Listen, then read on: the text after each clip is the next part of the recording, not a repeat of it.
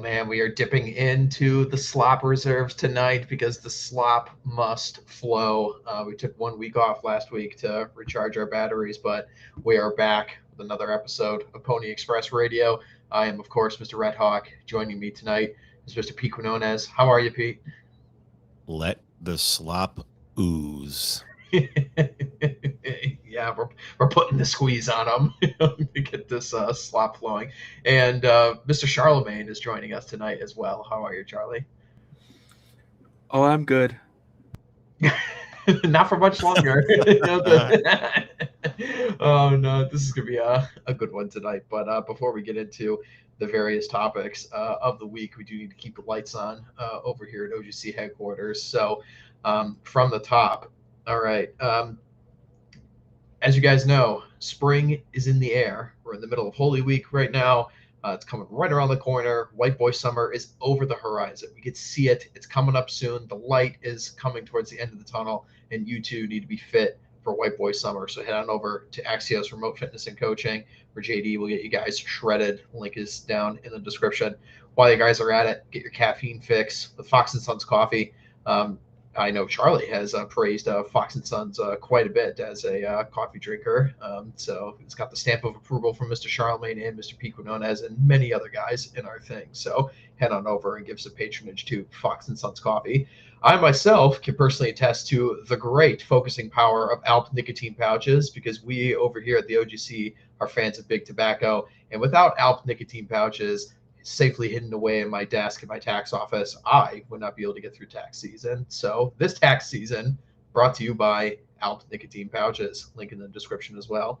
While you guys are at it, you guys need to be giving patronage to our good friend Mr. M.S. Vendrillo of the Vendrillo Suits. Everybody can tell immediately when you go to an OGC event who is wearing a Vendrillo suit and who is not. I myself am looking forward to getting fitted for one this year, so I too could join the Vendrillo Suit Master Race. So head on over to Vendrillo Suits. And while you guys are at it, be sure to give American Spirits host and good friend of the show, Mr. George Bagby, some patronage over at Tall Man Books, where he has tirelessly worked very hard to bring a bunch of old American history books from the 19th and 20th century back into print. So be sure to check that out. All right, gentlemen, we're here to discuss various slop stories of the week. So I'm reminded of like back in the day where we had like, the Mount Rushmore of slop or like he is the eunuch with the discordant dragons of slop, the various things that we can select or what have you. But I mean, why don't we just start with the big one that was going on yesterday, the launch of the Artemis II rocket. I mean, one thing I'll say on this at the start is that I didn't particularly Yeah, that's you solely facing over the fucking stupid trash missile.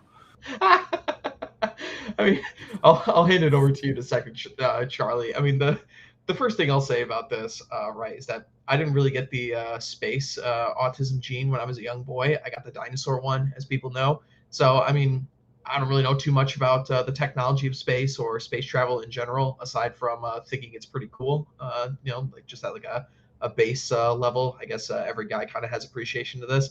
And the only other thing is I'll say is that I was actually able to watch this rocket launch across the sky yesterday. I took a break, walked out of my tax office literally just as it was launching, and I was able to look to the east, and I did see it rising up into the sky, going into space, which I thought was pretty cool. But that's basically my really only take on this thing. But I know Charlemagne's been pissing off quite a few people on Twitter with this one. So, Charlie, why don't you just take this away? Why is this not this great pinnacle of American and white man achievement? And why is this not, we're about to go to the moon again and launch space lasers from the moon at our enemies? It's literally the worst rocket ever made. It's the pinnacle. It's everything bad about America slapped onto a ballistic missile. I'm not exaggerating. Do you know how long this thing has been in development? I've been told it's like decades now, right? The Artemis program has gone on for 15 years, but the development of a new program to replace the shuttle has gone on for like 25 years. There was Ares before this. Okay, this is 25 years of waste. Do you know why the SLS exists, which is what the rocket is actually called? Artemis is the mission, like Apollo, right? The SLS exists because senators refused to allow contracts that existed for NASA for space shuttle components to end.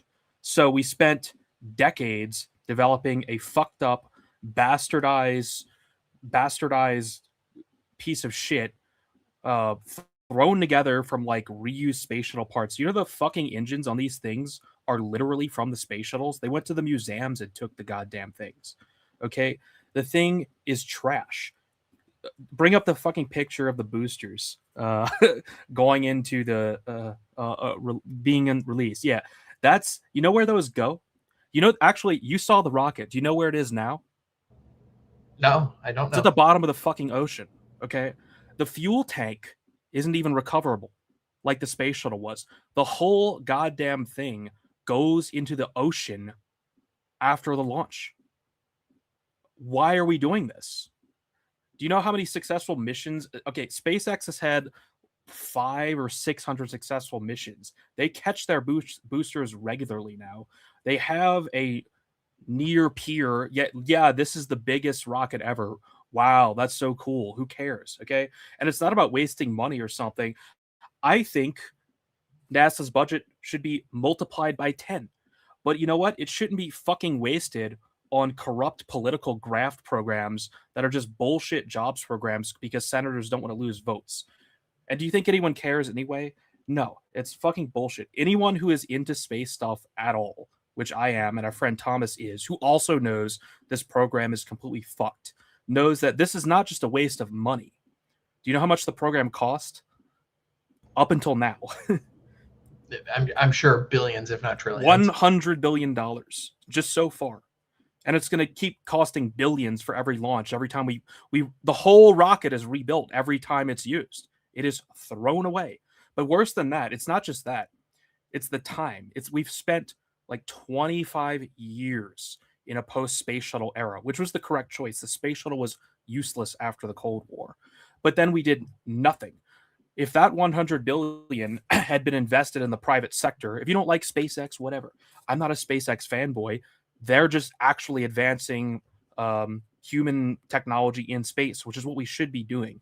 We shouldn't be doing showy launches like this. It's like, I mean, what is this? You're like in the you're supposed to be like a right winger, but basically you're just like, I just want better government propaganda. I just want a big cool rocket that goes up into space. It's painted like the space shuttle. It has NASA slapped on it, and it's a government rocket. That means it's good. That means America good. No, this is America wasting 25 years of our destiny. Okay, I'm not against this stuff. It should be done correctly. Even Blue Origin, if you don't like SpaceX. Okay, do you know what this mission's even doing? It's not putting people on the moon. It's just like going around there, right?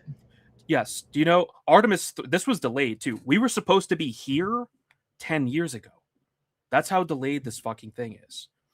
Now, Artemis 3, the next mission, was supposed to be the one to put people on the moon. That one is not putting people on the moon because they have also had to change the parameters there. And this is all because of political bullshit, right? Artemis 4, which is now scheduled for 2028, probably will also be delayed for years, just like the other one. That one's supposed to put people on the moon. Do you know how they're getting on the moon, Mr. RedHawk? I don't. They're getting on the moon on a SpaceX or Blue Origin lander. Okay, they're literally launching 2 rockets to the moon because the government has to launch their government rocket for jobs as a jobs program. Okay, it is the most fucked up mission that has ever existed.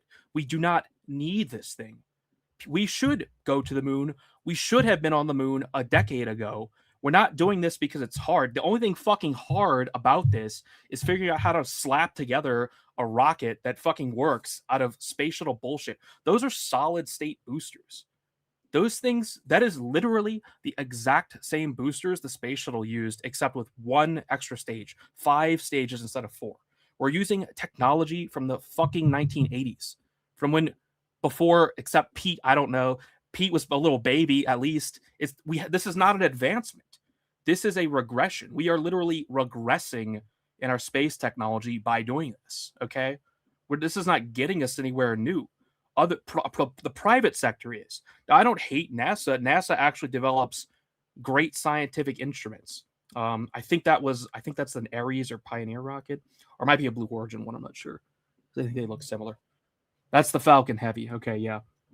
We already have these. Like the Starship is now functional, right? That was a major. People didn't celebrate that the same way.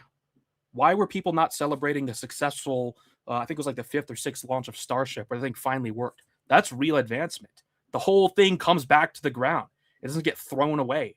It's reusable. That's how you make space travel affordable, right? So this program is just it is literally the worst rocket ever made, just hands down. And everyone who has paid attention to this space, as I have, because I was excited for the moon mission a fucking decade ago before anyone even knew about this shit. So today we see a bunch of people like pretending like this is awesome. God, it's like, no, anyone who has paid any attention to what's been going on the last 10 years in space technology development, aerospace technology, I guess, knows that the SLS is the worst thing that has ever happened. Obama canceled it, but it was reactivated by Congress because the fucking corrupt senators were not willing to release these contracts. It is a jobs program masquerading as a space mission. Now, NASA does do good work. I have a picture of NASA has genuine ingenuity. Show us the fucking the Mars picture. Do you know what that is? I don't know what that is. Yeah, of course you don't. No one knows what it is. It's named Ingenuity. It's a pun. That is a helicopter, a drone that flies on Mars. Mars has 1% of the atmosphere of Earth. Do you know how hard it is to build anything that can fly on Mars? You couldn't build a paper airplane that could fly on Mars. That thing flew on Mars for weeks. No one cared. That is genuine American scientific advancement, a great achievement on the planet Mars. We built a freaking helicopter. It's literally the first time anything has ever flown in space. No one gave a shit about that, but people are mad because, oh, you're just a black pillar, man, or whatever. It's like, no, this project's fucking stupid. Anyone who knows anything about the space knows it's stupid. There's plenty of stuff that's awesome. This is awesome, but no one was celebrating that. But if you don't celebrate this, you're just like a black pillar man or something. This whole thing just has me infuriated because it's the thing is, this is like the worst tendency. And yeah, look, here they are. We're sending a black guy, a woman, a Canadian, and one American to fly around the moon. It's like, wow, awesome. Damn, sending a Canadian to the moon. They're not even landing on the moon. I mean, I think you sound like a brown third worldist right now. Do you know how often are rockets launched off this planet? I know it's like quite. I mean, it's definitely way more for. I don't know, Charlie. Tell me. It's like literally every day. SpaceX launches at least once a week. If you take all the countries in the world, the planet literally sends a rocket into space every single day, basically. This is not like some crazy, wow, finally we get to see a rocket launch. You can see them all the time. You can see them all the time at I forget the name of SpaceX's Starport or whatever. It happens all the time, and actually really cool, genuine advancements like this on the screen here with the Starship, another super heavy rocket. We're literally sending this to the moon as a second rocket just for landing on, because the thing is, NASA knows this is bullshit. NASA doesn't want to develop the spacecraft to land on the moon because that is not what they do. They develop scientific instruments. Just let them do that. Let them develop like the drone helicopter and the telescopes and such. They don't need to be building rockets. Okay? So it's like there are plenty of things to celebrate about American achievements in space. We're doing it all the time, but people pick like the most retarded thing to celebrate and then like attack you if you don't. I mean, it's not even like, well, Charlie, SpaceX all I'm hearing from you, Charlie, is, you're no different than that black woman holding up her sign saying billions for space travel, pennies for Negroes on Earth. Or well, again, who do I see doing this? It's, I wrote that article the other week about, the Patriots and the hardliners. And look, I don't care if people trust the plan or support Donald Trump, but that sort of tendency, and this is really what I feared, right? The tendency is now just like, government stuff good, basically. Big America gigantism stuff good. Because this doesn't even have anything to do with Trump, right? This isn't like Trump's program. This has been going on for multiple presidencies. It just happened under his administration. I think the Artemis 1 mission might have not even launched when it was like a year-ish ago or something. But it's like, it doesn't even have anything to do with him. But now, because of this is what we can't have, right? We cannot have people regressing to just like, I don't want a regime complete hard reset. I just want better propaganda. I want things to look cool. If it's just a cool rocket that is attached to a government led by a guy I like and it has NASA slapped on it and painted like the space shuttle, I'm happy now. It's like, dude, you are not an aristocrat. We used to talk about like natural aristocrats. You are not an aristocrat if you need government propaganda to feel good, which is literally what this mission is. That is why. Do you think they don't know that they're portraying it like they're portraying it like a return to the moon on purpose as a propaganda mission? If you are upset by being told the actual truth about this thing, which is common knowledge, and this is what the right wing used to be about, you have a serious problem. Okay, like, oh yeah, I mean, seriously. I certainly, as a guy who doesn't pay too much attention to this kind of stuff, no, I mean, I was taken aback by this in the sense of, oh wow, I mean, cool, we're going to the moon. Like, that's what I thought was going on with this, in the days leading up to this, and then like came to find out afterwards, oh no, we're just going around the moon or what have you, and had other guys in our thing telling us, oh, actually this rocket isn't really that impressive or what have you. But I didn't have like some crazy emotional attachment to it or something like that. I just thought, oh, okay, I guess this is kind of cool. It's pretty neat. And then I personally think it's just blackpilling on the day when amazing technology is being trotted out there and shown to everybody, and Donald Trump delivers the speech of the century. Oh. Yeah, I didn't even watch it. Let's get to that. Bring up my tweet first, though, because this will kind of tie us into this, right? And this is the crux of the matter.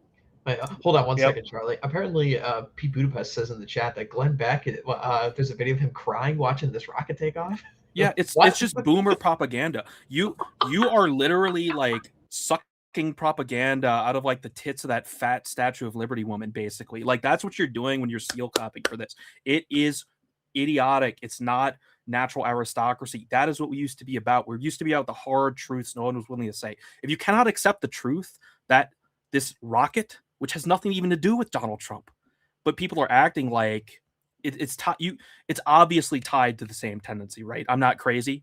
No, I would say so.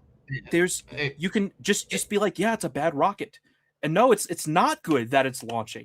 It's not like, oh well, we spent all this money, but at least we finally got here. No, it is the encapsulation of that, and it's just going to keep going. There's going to be mission after mission after mission. This has set us back by decades. We need to simply have the private sector building the rockets. They are good at it. SpaceX was founded in 2002, barely 20 years old. And in their early years, they weren't even doing anywhere near what they're doing now. Okay, these are always going to be a way ahead of the technology now. The government programs pioneered space travel. They have done the hard work. Let them do the scientific instruments and the things that the private industry is not going to get into. There is no reason to have NASA building rockets. I'm sorry if that upsets you, but you cannot be even close to like the concept of a natural aristocrat if you are upset about being told that the rocket isn't cool. I'm sorry. Well, I mean, they're not natural aristocrats.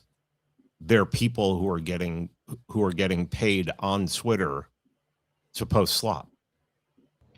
Well, there's certainly that. That's literally who these people are. I mean, if I was to be charitable, not to the characters that are deliberately pushing the slop, but if I was to be charitable to some of like the average Joes out there that kind of get caught up in the hype and stuff like this, I mean, let's be honest, guys.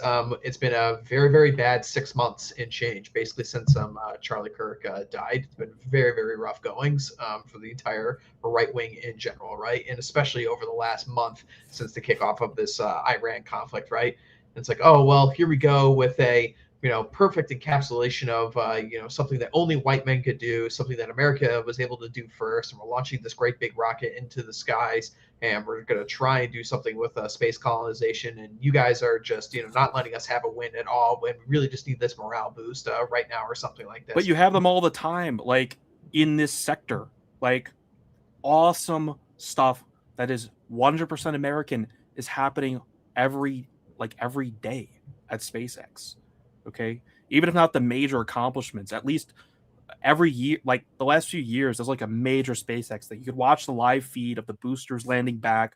They had the successful Starship launch. Like, if you want good like space wins, they're there for you. But what I'm seeing is people don't actually want that. They're more interested in being propagandized in a way that makes them happy than actually like looking at the real wins we have. And I find that very disturbing, because that is not how the right wing used to be, and that is not where we need to be for the times coming ahead, as this only gets more difficult. It's not the right 100%. wing. I mean, we need to stop calling them right wing. They're not right wing. I mean, it's whatever else you want to call them. They're just not right wing. Right wingers don't cheer on wars for Jews, and right wingers do not cheer on wasting billions of dollars on space slop. And again, spending it on space technology is not a waste. I would be happy to spend 10 times the money, but the way it has been spent over at least 15 years is just spending 10 times the money needed to figure out how to build a new rocket out of like the same contractors and kind of reuse space shuttle stuff, because you have all these existing graft programs that senators just won't release. Like, that's how the space shuttle program worked. Is like you had parts manufactured all over the country, as a sort of, I don't know, like unifying thing or whatever, or maybe it's just because people wanted their piece of the pie, right? But in any case, that's not how you build a good rocket, right? It's really the time. Like I said, we should have been on the moon 10 years ago. We should have a moon base right now. It's the money, yeah, it should have been invested better, but it's really the time. We are behind in our critical destiny in space because of this program, because of the SLS. So no, it is not cool to see it go to the moon, because it is a representation of everything wrong with the country. Okay, like, yeah, will it be cool when people walk on the moon? Sure, but I'm not going to like applaud the method for getting there, because the method has ruined space travel for decades. Okay, I mean, I think the other part of this, and there were two things that I also just picked up in the whole fallout of this that really also like further backs up your position on this, Charlie. Number one was all of like the nostalgia baiting that was attached to this, in the sense of there's a lot of clips going around of the Apollo movie starring Tom Hanks and everything, and there's very deliberate choices. I saw one really big tweet that was going around over the last couple of days. Like, a guy said, I love space travel so much that I decided to VHS tape the launching of this rocket. Like, the guy like took out like a camcorder or something, and then like taped it and then put it on like exactly. It's a ghost VHS dance or something. Yeah, exactly. That's what I was getting at. And like a lot of people were posting like the radio frequency over it, like very much like the Houston launch, all that kind of deal. So there's a lot of like, number one, nostalgia baiting. A lot of boomers talking about it too. But the other thing is guys, the country's in such an unbelievable dire strait, and so is the administration. Does anyone like really seriously think that Donald Trump is going to get people to the moon within the next like 2 years? No, they won't. He won't. Is America even in like remotely of a capable situation to be launching like moon colonies at this point? It's like we're going to get into some of these other topics here, and we have like an extremely important one for the future of the country we have to discuss in a bit here. But it's just like I wish we were in a better position to be like more excited about this kind of stuff, but I just can't be. Like, even if this trip was like actually sending people to go on the moon and step there, it's like the problems are just so unbelievably bad at home. It's like, okay, so we actually, like, let's just say for the sake of argument, we did land people on the moon, with this rocket that we just launched. It's like, does they want it to happen because it's a big propaganda win. Okay, it's not the right thing to just like put people on the moon prematurely, like for no reason. There is a reason why we haven't gone back to the moon, and it's because it's pointless. Okay, without the technology to really establish permanence there long term. And yeah, that's not sexy, but that is the right thing to be doing. Okay, SpaceX isn't like rushing to get to Mars. That's the goal, right?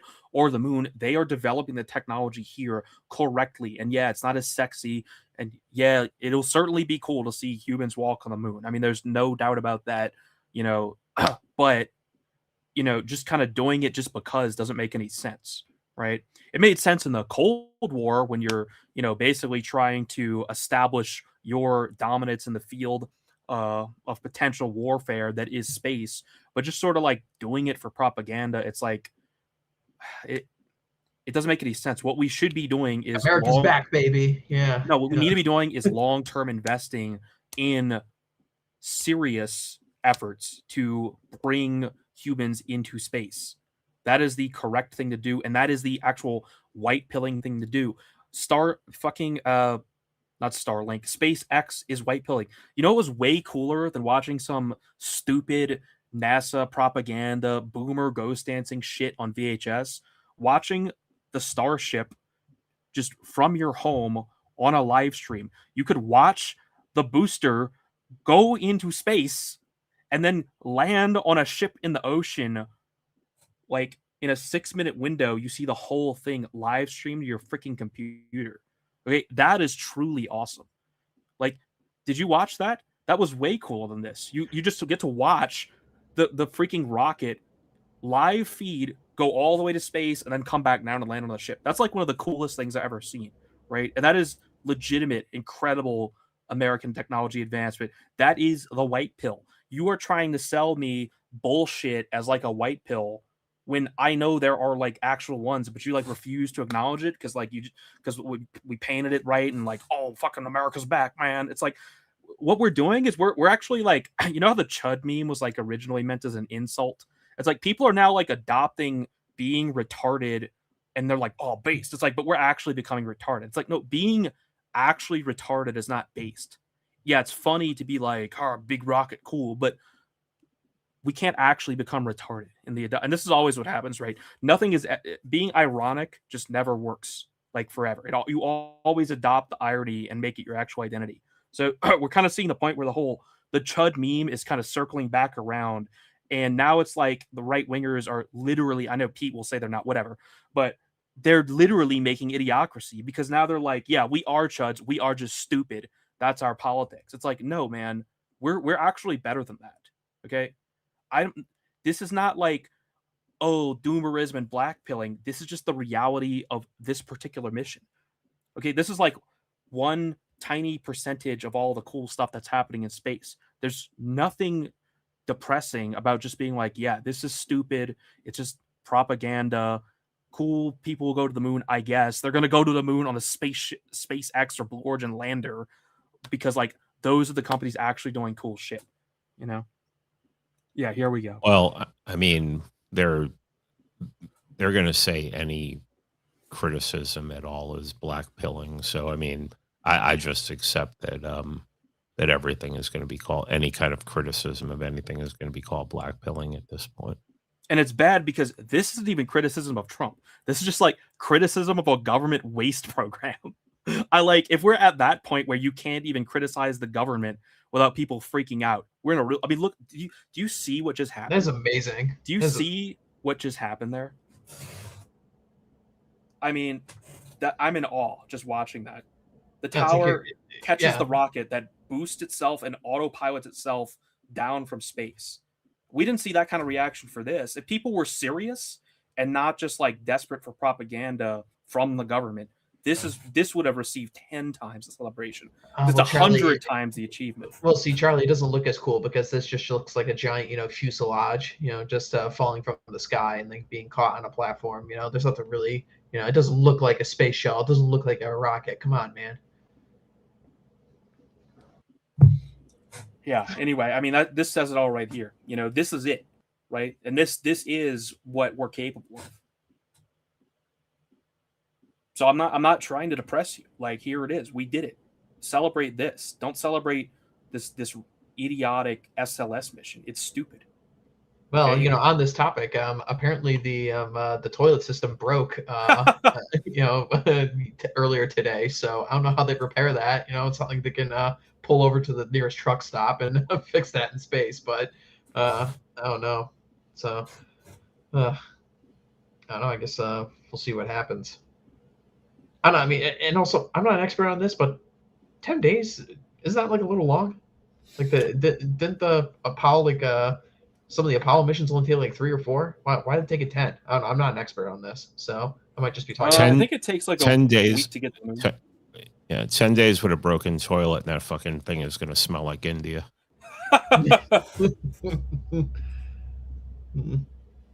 Anyway, so well, why don't we let's not quite delve into the most depressing topic yet, boys. Let's get into a little bit more humor here. Okay, so the humor has to be, we're going to talk about 2 Republican politicians today.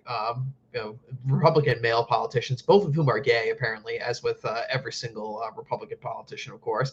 Let's first start with, we had to start with the thumbnail this week to get you guys drawn in, but a little bit of backstory to this. So I actually met Governor Kristi Noem and her husband back in 2021 at an event, and oh my God, no, we don't even need to see the picture. No, we've seen it once. we don't need it again. Why are the nipples so fucking off center?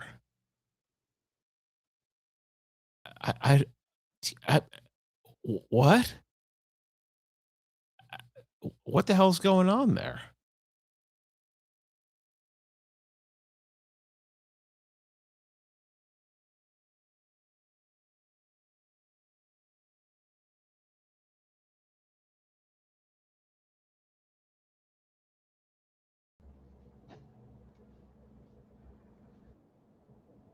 Someone drop out?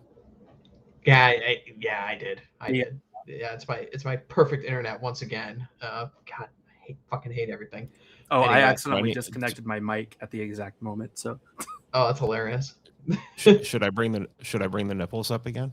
No, I heard what you said about the nipples. Oh my God, I didn't see because I'm not gay, but yeah, the nipples are incredibly off. Like what? So horrible. At least if you're gonna cross dress like that, at least put in the effort. I mean, come on. So back to what I was saying when I met the 2 of them. This is before the report had come out that Kristi Noem had, ghost written a book about her shooting her dog Old Yeller style, because apparently that was going to appeal to Fox News boomers who have like this dommy mommy fetish where they just can't fucking, they just goon over themselves by having a woman in a position of power. It's just one of the worst qualities that boomers have, right? So it's before all of that, before she had that affair with Corey Lewandowski, who punched that journo in the face back in 2016. So that was cool. But she was just parading her husband around like a dog on a leash, man. No, I just couldn't believe it. I was like, this is something's not quite right here. But now it just makes total sense. Just all of our politicians, just all of them, are some kind of degenerates in some way or another. Is this the guy who like hit his boyfriend with a hammer? No, that was Pelosi. No, that was Nancy Pelosi's husband. Yeah. It's same ballpark. I mean, look, this would be like a funny thing you do if you were like 14 with some balloons, like ha ha guys, like, but I mean, what do you even say to this? The face of the U.S. government, skirt, ladies and gentlemen. Yeah, yeah. Wearing a pink skirt. He's wearing a pink dress. Yeah, I was just about to say, Pete. Yeah, the pink skirt too. Well, I think wasn't there like he's trying to do that pouty face, but he like can't. Oh yeah. It's like he's doing the chick with the selfie thing. This is your average Hinge profile these days. I really would like to know what the percentage of faggots is in the GOP. I mean, you were born gay. Enjoy it. It's so fucking ridiculous at this point, where it's like it's always a Republican, and I forget who said it the other day. They said when it comes, it's like all the Republicans are gay And if they're pedophiles, they like little boys, and the Democrats like girls. The Democrats rape women and rape little girls. So, I mean, we can't even with this anymore, man. This is, you want to infiltrate this and take this over? Go ahead. Fucking have at it, people. I wonder. Go ahead. I wonder if this stuff coming out. I mean, it's obviously not a coincidence that Kristi Noem was just outed from the Department of Homeland Security. What, like, not even 10 days ago, 2 weeks ago, like at most or something. I can't imagine that this is a coincidence that this just happens to come out right now, right? But I mean, if for nothing else, we heard those rumors about how Kristi Noem was undercutting much of the deportation stuff because she wanted to run on it as a potential presidential candidate in 2028, saying, well, I was one of the people who was leading all these great mass deportations, and I'm going to do that more when I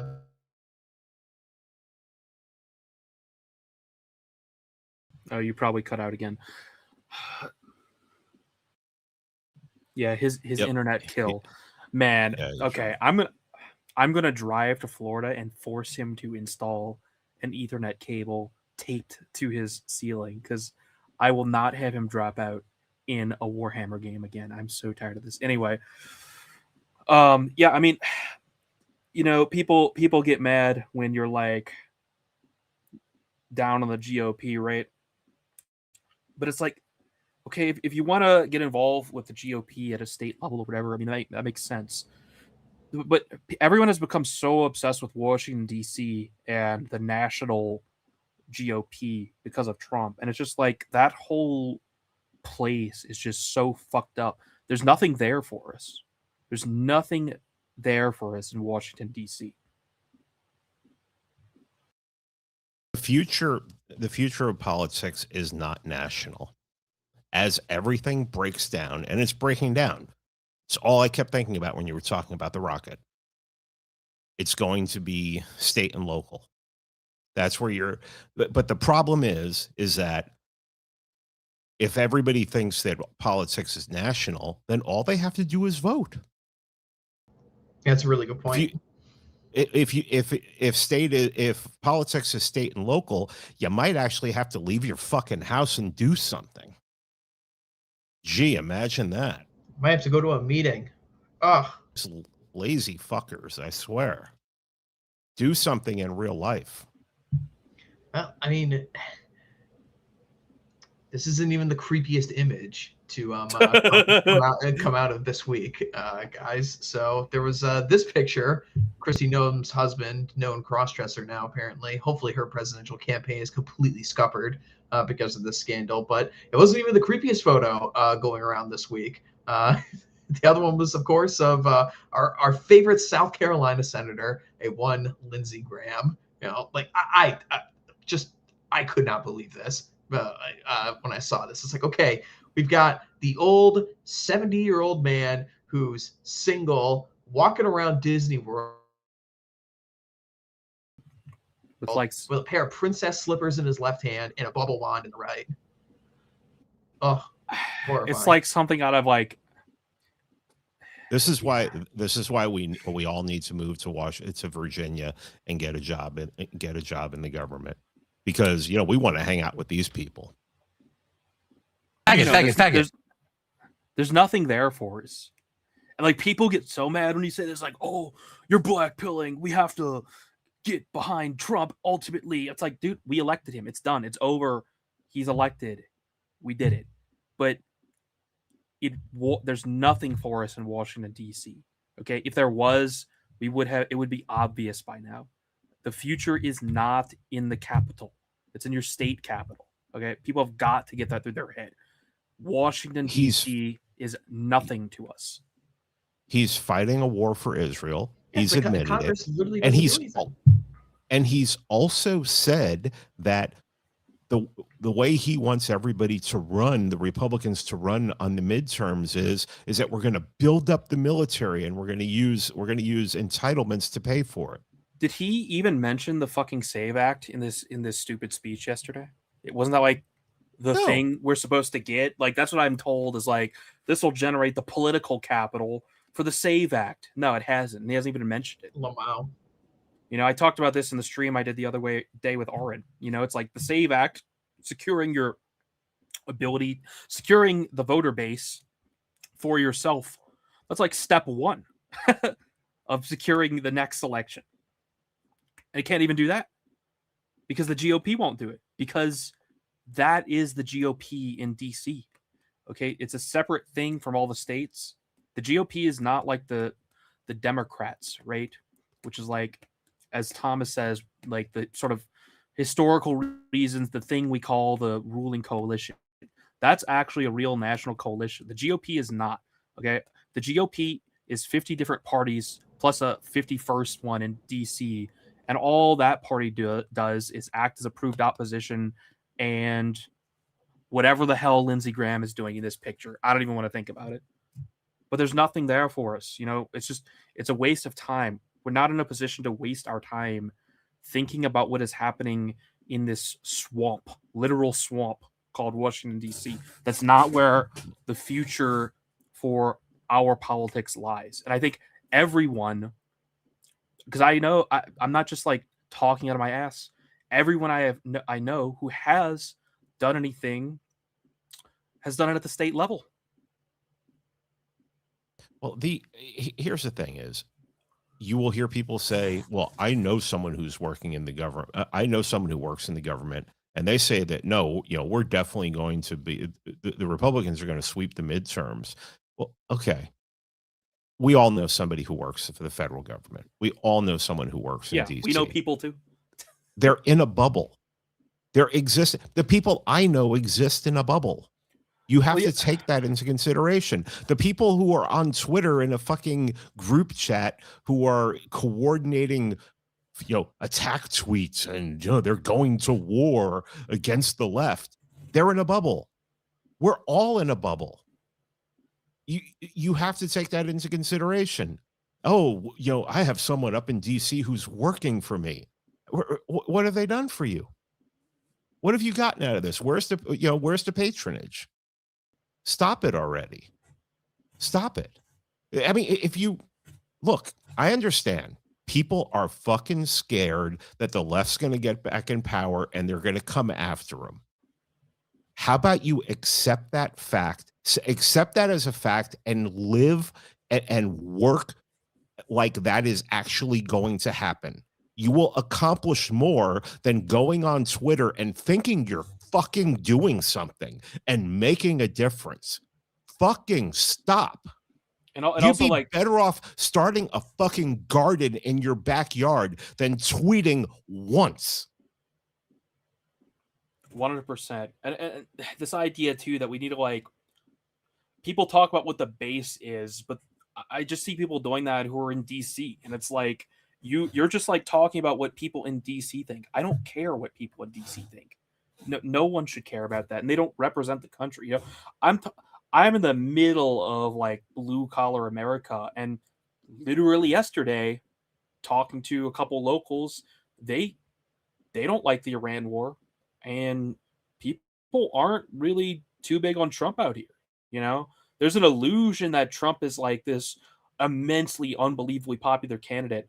You know, he's like reasonably popular for a Republican, but this is no like Nixon or something. You know, this is a seriously tight situation for Trump.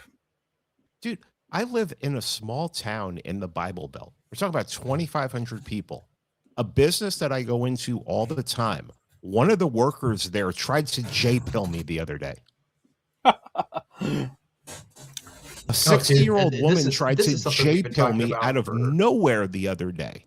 It happens all the time now. So like all the messaging, like, oh, this is like putting off the normies, or Tucker Carlson's messaging is going to put off the normies. And yeah, he's, you know, yeah, maybe he's a little too ecumenical towards Muslims. But look, when people get JQ pilled, it's like they, you know, sometimes they go really off the rails. I think that's acceptable for now.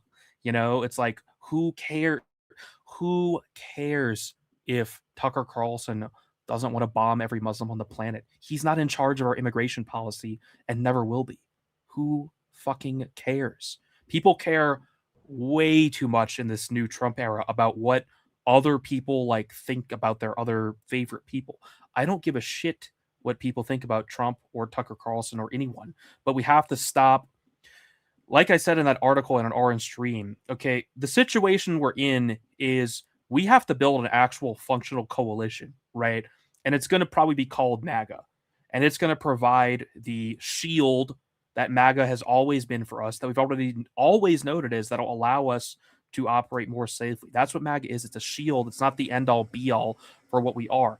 But without Trump, that shield has to take the form of a real, genuine coalition. There's no MAGA coalition. Trump is a usurper in the GOP that they've been trying to get rid of for over a decade. Okay, he's not.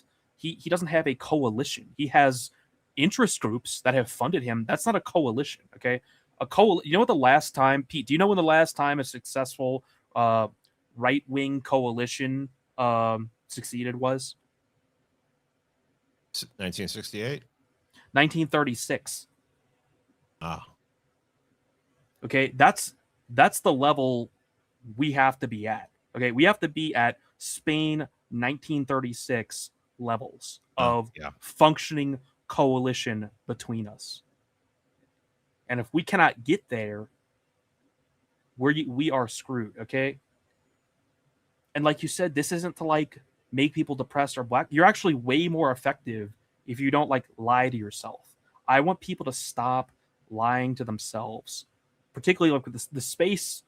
The SLS thing was just a great example of how deep this is going. If you want to like publicly like support Trump and plan trust as sort of a public image thing that you've adopted for strategic issue reasons, and as long as you don't like attack other people like more in the hardliner camp, whatever, fine.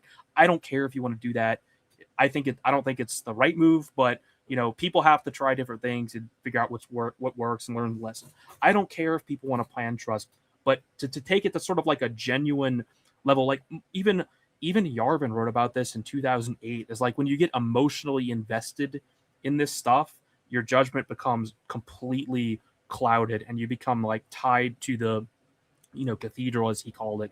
Like you cannot get emotionally invested in even Trump, right? You have to, like, if you are serious in this space, you have to take a ruthless approximation of your own intentions and viewpoints and cull what is not useful to you in the cutthroat world of politics that we find ourselves in, which might literally be cutthroat, not that long from now. As you said, people are afraid of, and that's out of our hands. But just accept it, right? Just accept it, and then it doesn't matter. There's a lot that is involved here with the serenity prayer, and then also just killing your own ego when it's attached to these things. I see a lot of people who develop some kind of a following, especially on the hell site that is Twitter, when they get over like the 10K mark or something like that, and they just get entirely audience captured into focusing on one certain thing. It's like,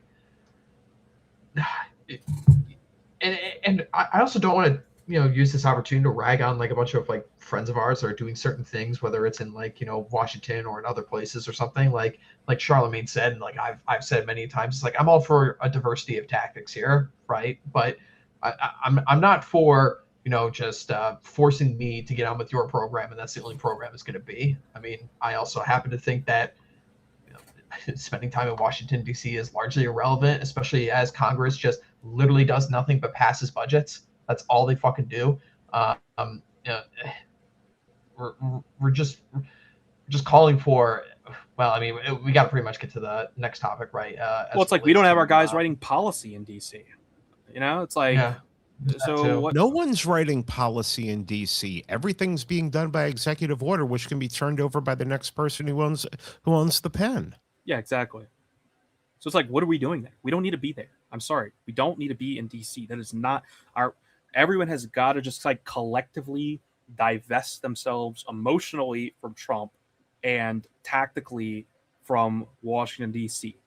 And yeah, what's on the screen? There it is. Okay, genuine coalition is extremely difficult, and you're going to disagree a lot. And we have to learn how to deal with disagreements That is what my article with Patriots and Plan Trusters is about. Is those two factions are always going to exist, and they have to learn how to tolerate those differences. Okay, 100%. so if you have to plan trust, then plan trust. Don't try to make me do it. Don't attack me for not doing it, and hopefully you won't actually believe it, because then you can't even like form a coalition like this, right? It's like to even operate in the space where you're capable of this kind of coalition building, you have to understand the necessity of it.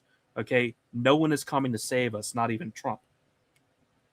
That's the headspace we need to be in. Absolutely, especially as the clock keeps ticking. The sand is running out of the hourglass every single day on the Trump story. Okay, I mean, for better or for worse. You know, I personally am starting to think that it's going to be way more towards the worst side of things, and now I'm personally preparing for the absolute worst timeline possible come 2026 and beyond. You know, here over the next 2 election cycles, but you know that's my personal opinion. Others might vary. I don't care. I mean, how could you be in this space at this point and not know what you're in for? It doesn't matter how hard it gets. Okay, it's like people have got to stop acting like it's a black pill to just comprehend the scale. It's like, look, like I made those videos on Moldbug like 10 years ago. He talked about that in 2008, 2009. You know, it's a regime complete problem. A hard reset is necessary.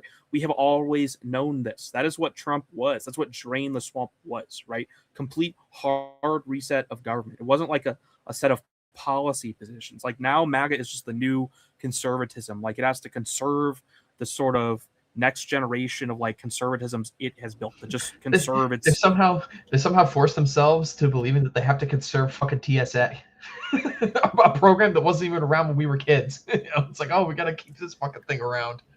Ugh, maddening.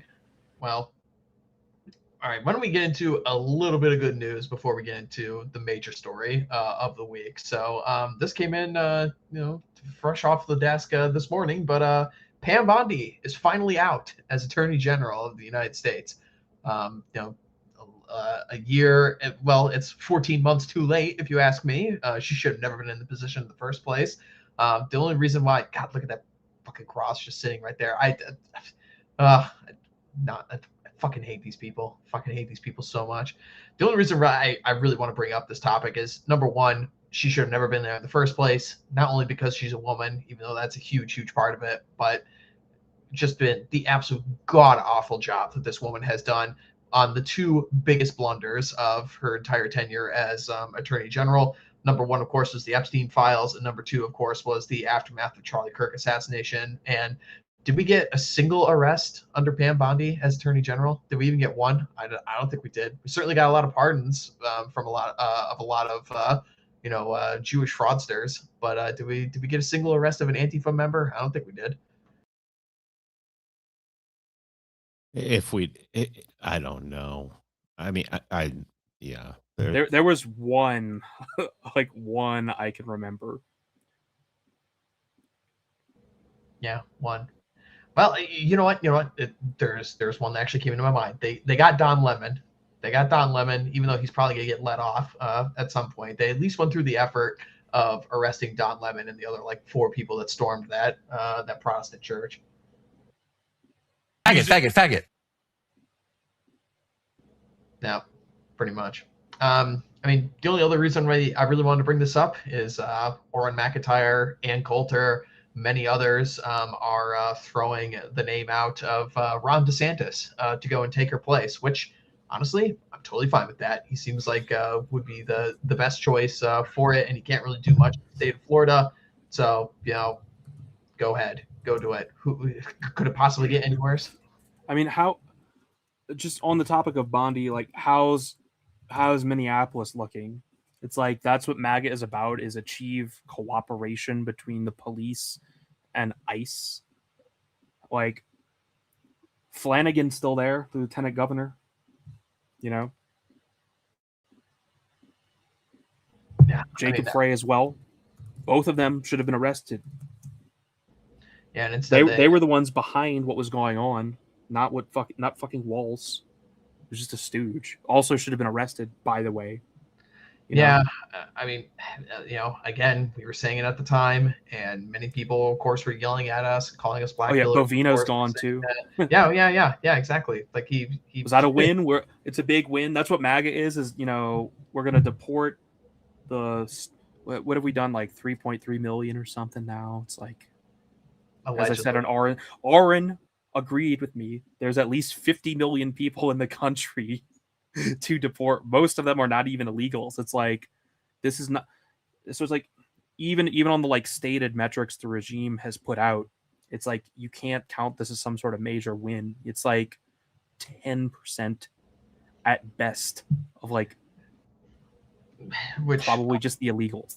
Yeah, I mean, buying. But the key, but who cares? Like, this whole dialectic around deportation, it doesn't matter. That Trump needs to be crushing the enemies. Flanagan, Frey, Waltz, the Antifa organized, not just Antifa, all of the left-wing radicals when they were on the ground there in Minneapolis. The Doge guys are currently going through various show trials right now, and I suspect that those guys are going to be abandoned. They're not going to be looked after. So when finally some young white guys get their entry into some government organization, they just are immediately thrown to the wolves the first second possible, because the guy suggested that, we need to actually cut some of the entitlements to boomers because that's what the government is spending most of the money on.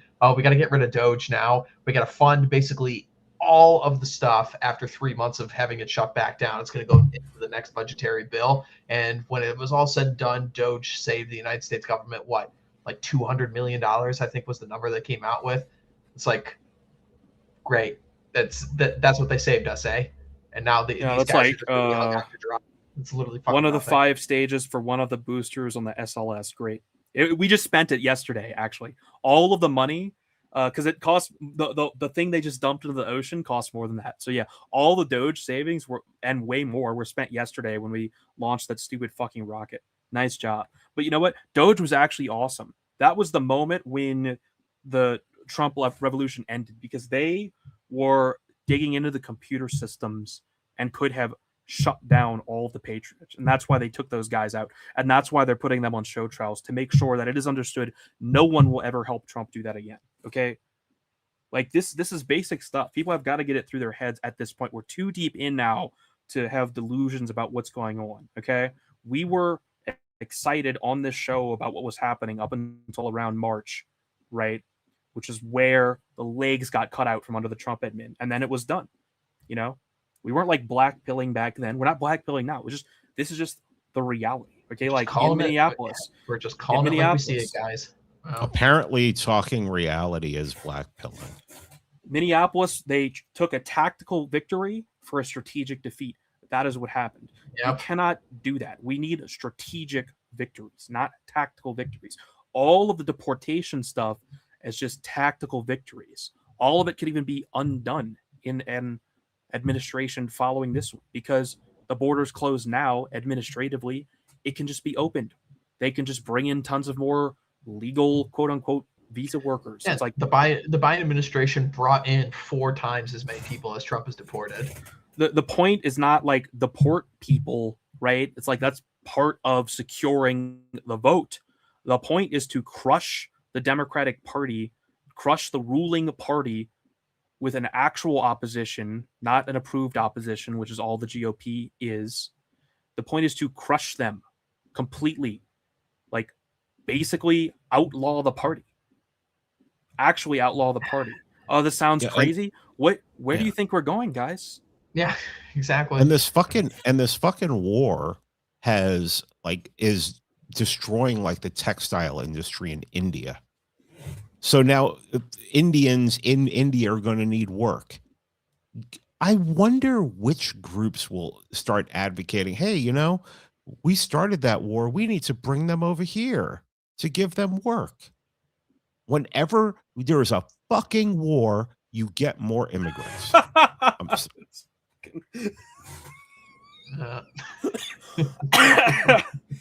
The end man is coming. Yeah.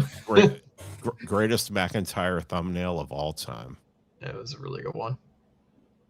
Yeah, it's just We are, and again, I encourage everybody to go read Charlemagne's excellent article he put out on the Substack last week, and then also go and watch the stream he did with Oren McIntyre last week, discussing it more in full. But again, it was just like what you guys talked about on that one. Is that, listen here, the Trump administration, they've had a lot of great wins. They're by far the best administration that I've seen in my entire life, and particularly on a lot of key issues that I'm really interested about that don't get a lot of press. A lot of stuff on various hunters' rights and rolling back CITES quotas and shit that people don't even really talk about and know about, and all these other little things, right? Great, that's awesome. Unfortunately, it's entirely insufficient for what actually needs to be done to fix the country. It's you need total fucking victory or you're going to get total fucking defeat. And I'm sorry, but the correct moves have not been taken to get us total fucking victory. It's we have all these discussions about how, and the expectation from these people. And I think you're just living in clown world, man, if you're expecting this at this point that, JD Vance just has a sure walk into the White House in 2028. Dude, I think you might as well be living on Mars if you think that, dude. I mean, I would like to see, the next Republican, assuming it's somebody of Vance's caliber. Marco Rubio would fucking suck. And of course, all the other GOP backbenchers would be terrible too. And Vance has got some of his problems as well. But if you think this is just going to be a cakewalk because, Donald Trump's approval rating, while low, is still higher than the Democrat Party approval rating, as a whole, it's guys, the Democrats don't fucking care about their approval ratings, man. They're an actual legitimate political party that'll just find the votes literally under fucking holes in the ground to win them elections. Also, who cares? He's the president. He won the election. This is what I don't get. It's you must support Trump. It's what are you talking about? Yeah, he needs your help. The Trump Defense Force, as you call it, Charlie. Yeah, you with your 25 follower account on Twitter. Trump needs your support, dude. Yeah. Yeah, it's podcasters who are responsible for Trump not deporting 50 million people. Yeah, that's my crazy. Fault. Yeah, it's my fault. Go fuck yourself. Meet me at a fucking meetup and say that shit to my face. Fucking faggots. Trump is elected. Fucking Shabbos goys.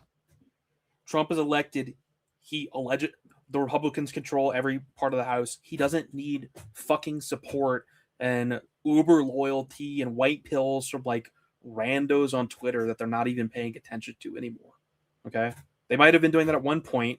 It looks like they were, but it died when Charlie Kirk got his neck yeeted across the stage. I'm sorry to put it as bluntly as that, but that was when we all noticed a sharp uptick in the influence of the neocons in the White House, and then that was just it, man. It's it appears that Charlie Kirk was basically the only voice of the new right, whatever we want to call it, who actually had a voice in Trump's ear. You can already see the Trump hangover starting to hit people, especially GWAT vets with this Iran stuff. And look, I don't hate people. I don't care if you were the biggest plan truster ever. I just want to figure out how we can build a functioning coalition as Trump leaves the stage, because he is, okay? He is leaving the stage. He's also clearly a lot older. I made the joke the other day. I was watching that speech and I was like, yeah, put it on 1.25 speed and it sounds like Trump before he was old. Look, he's elderly. It's I see people try and pretend like that hasn't happened. It's really obvious he's elderly and slower now. He's 80. It's not oh, fuck Trump. It's just, this guy is not going to be around forever. He's certainly not going to be president that much longer. He cannot do the work for us. It's actually on us to do the work of coalition building, because Trump doesn't have one. There is no Trump coalition. Yeah, the movement cannot start and end with Donald Trump. No, and it will end with Donald Trump if we do not get our shit together. Exactly. Okay, if you need Advil or whatever for your Trump hangover, I've got it. Okay, I will help you get over it. I don't want to hurt you, but it's we have to get back in the game collectively, all of us. Guys, we have to get serious, or fucking Abigail Spanberger is going to be president of the United States in 2028 and put us all in a fucking gulag. That's just fucking hardcore reality. This is an exaggeration. That's what they did to J6 people. Not This is all precedented. Listen to Darryl Cooper's The Anti-Humans.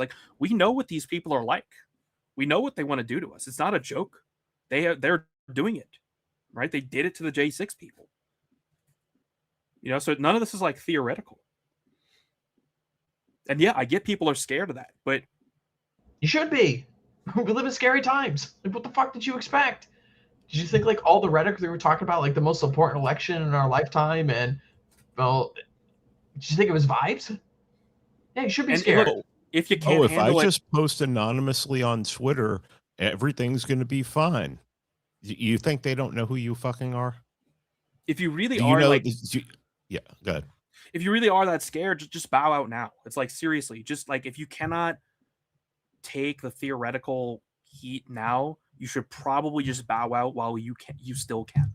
Okay, that is just the reality. The last thing I need people doing is like astroturfing shit to stop this coalition from happening, right?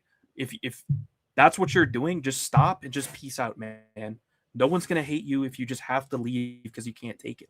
But dude, it happens to people all the time. We've known people for years who have come into this thing, have been good friends of ours, and they've had to bow out for various reasons, whether it's career, whether it's family, whether it's, a hit piece or something like that. Like, it happens fucking every year.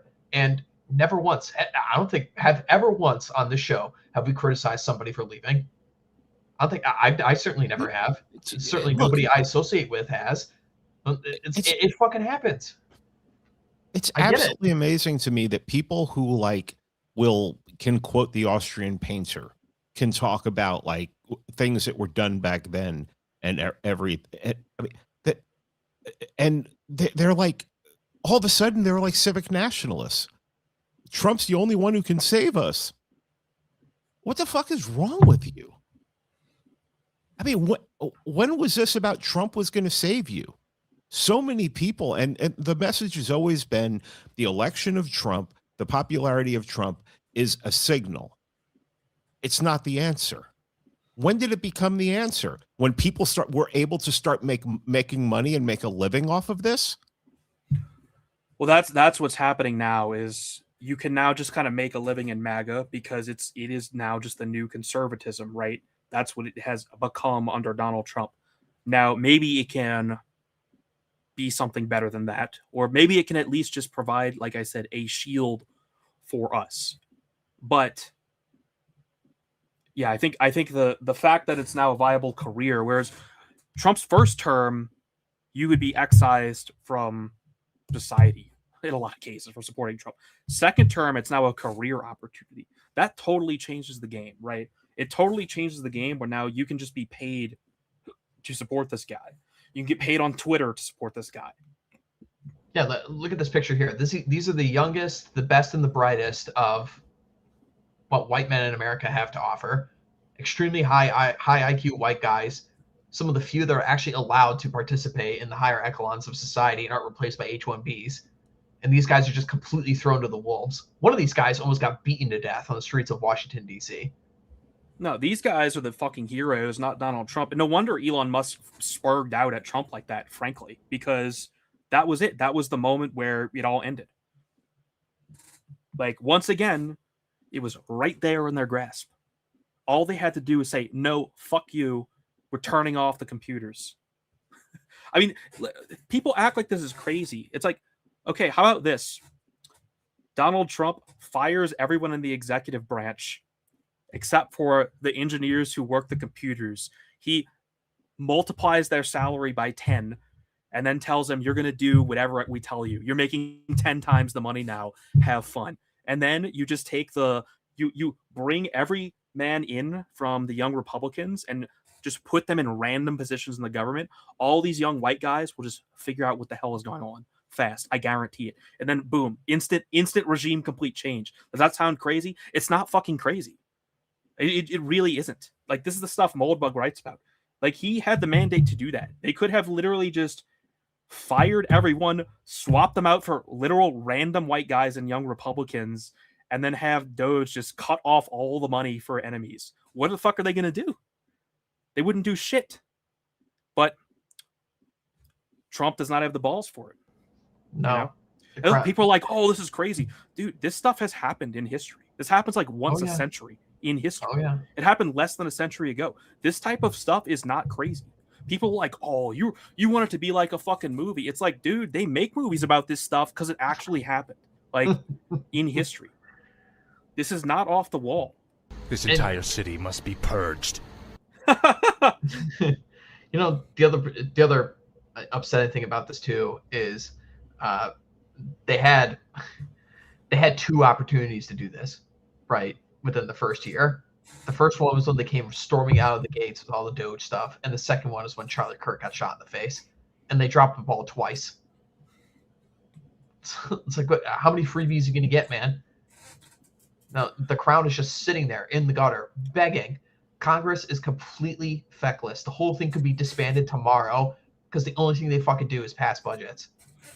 Again, you control the computers, you control everything. Okay, everyone understands this implicitly. Just fire everyone in the government who isn't a system administrator. The 4 guys on the fucking screen could have done it. They were in the computer systems. That is why we are in this position now. Okay, there's 2 guys on the screen. Oh, sorry. I love it. You get what I'm saying? This is why we're in this position here. Okay, it's like, and if 10 times their salary is enough, anything, the government has infinite money. Offer the systems administrators who run the computers, which effectively are the government at this point, infinite money to just do what you tell them, and only that.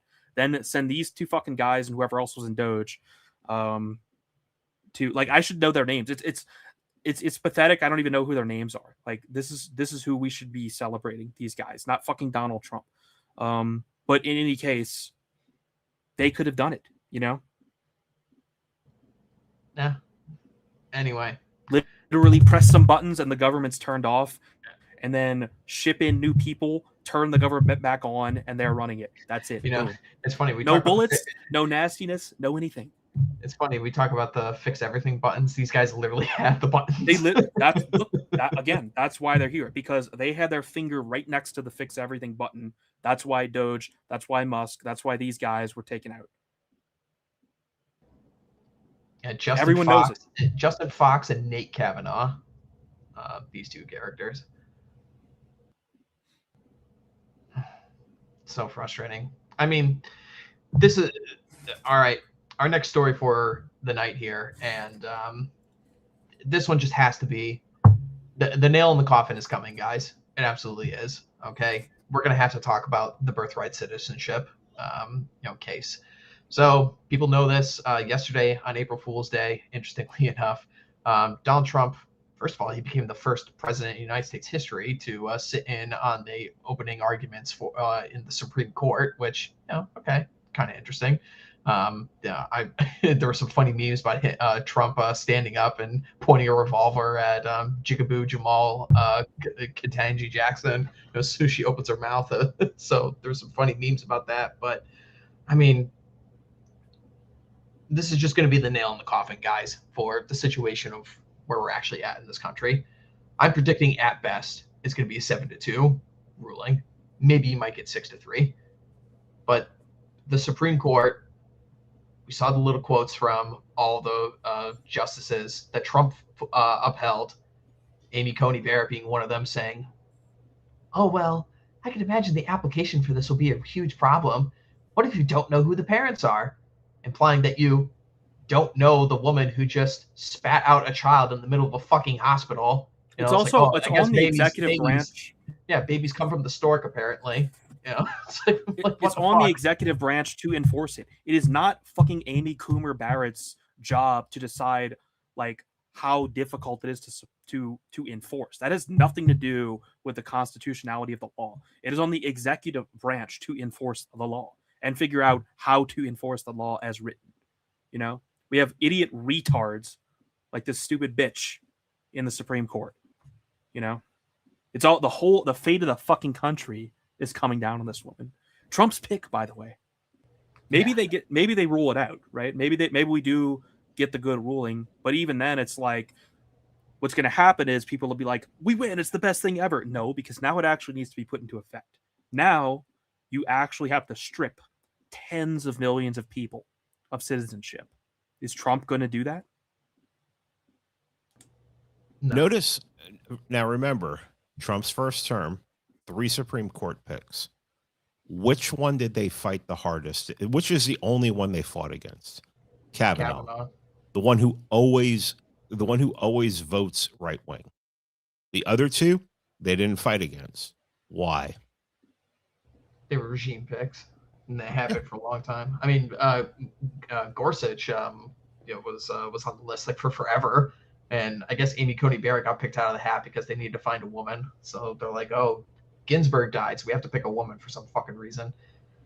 I mean, Charlie's right though about that's this. very right wing. That's very right wing. Very Republican.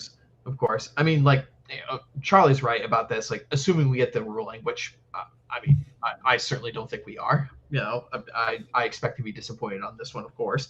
But then you have the problem afterwards of, okay, we're going to get another injunction from District 13 Appellate Court Judge Shmuel Sheckelstein and District 15 Judge Abdul Al Kaboom or whoever, are saying, oh, actually, Trump can't do this. It's like the only option is the gentleman on the screen. Yeah, not these gentlemen. Looking back on our history, we need heroes like this. We're not in an age of heroes. But speaking of regime complete change, I mentioned outlawing the Democrats earlier. After the war between the states, Confederates were not allowed to hold political office. Just banned them from office. Now, yeah, there was a war. Okay, so it's not a perfect analogy, but this sort of thing's been done before. Okay, just outright being like, no, you're the bad guys.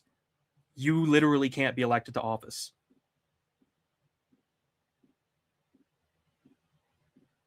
This people are like, oh, you have low time preference. Oh, you want it to be like Netflix. No, I just want to live in a normal world where, as has been the case throughout all of our own history, men would step up like the president on the screen to do what is needed when it was needed.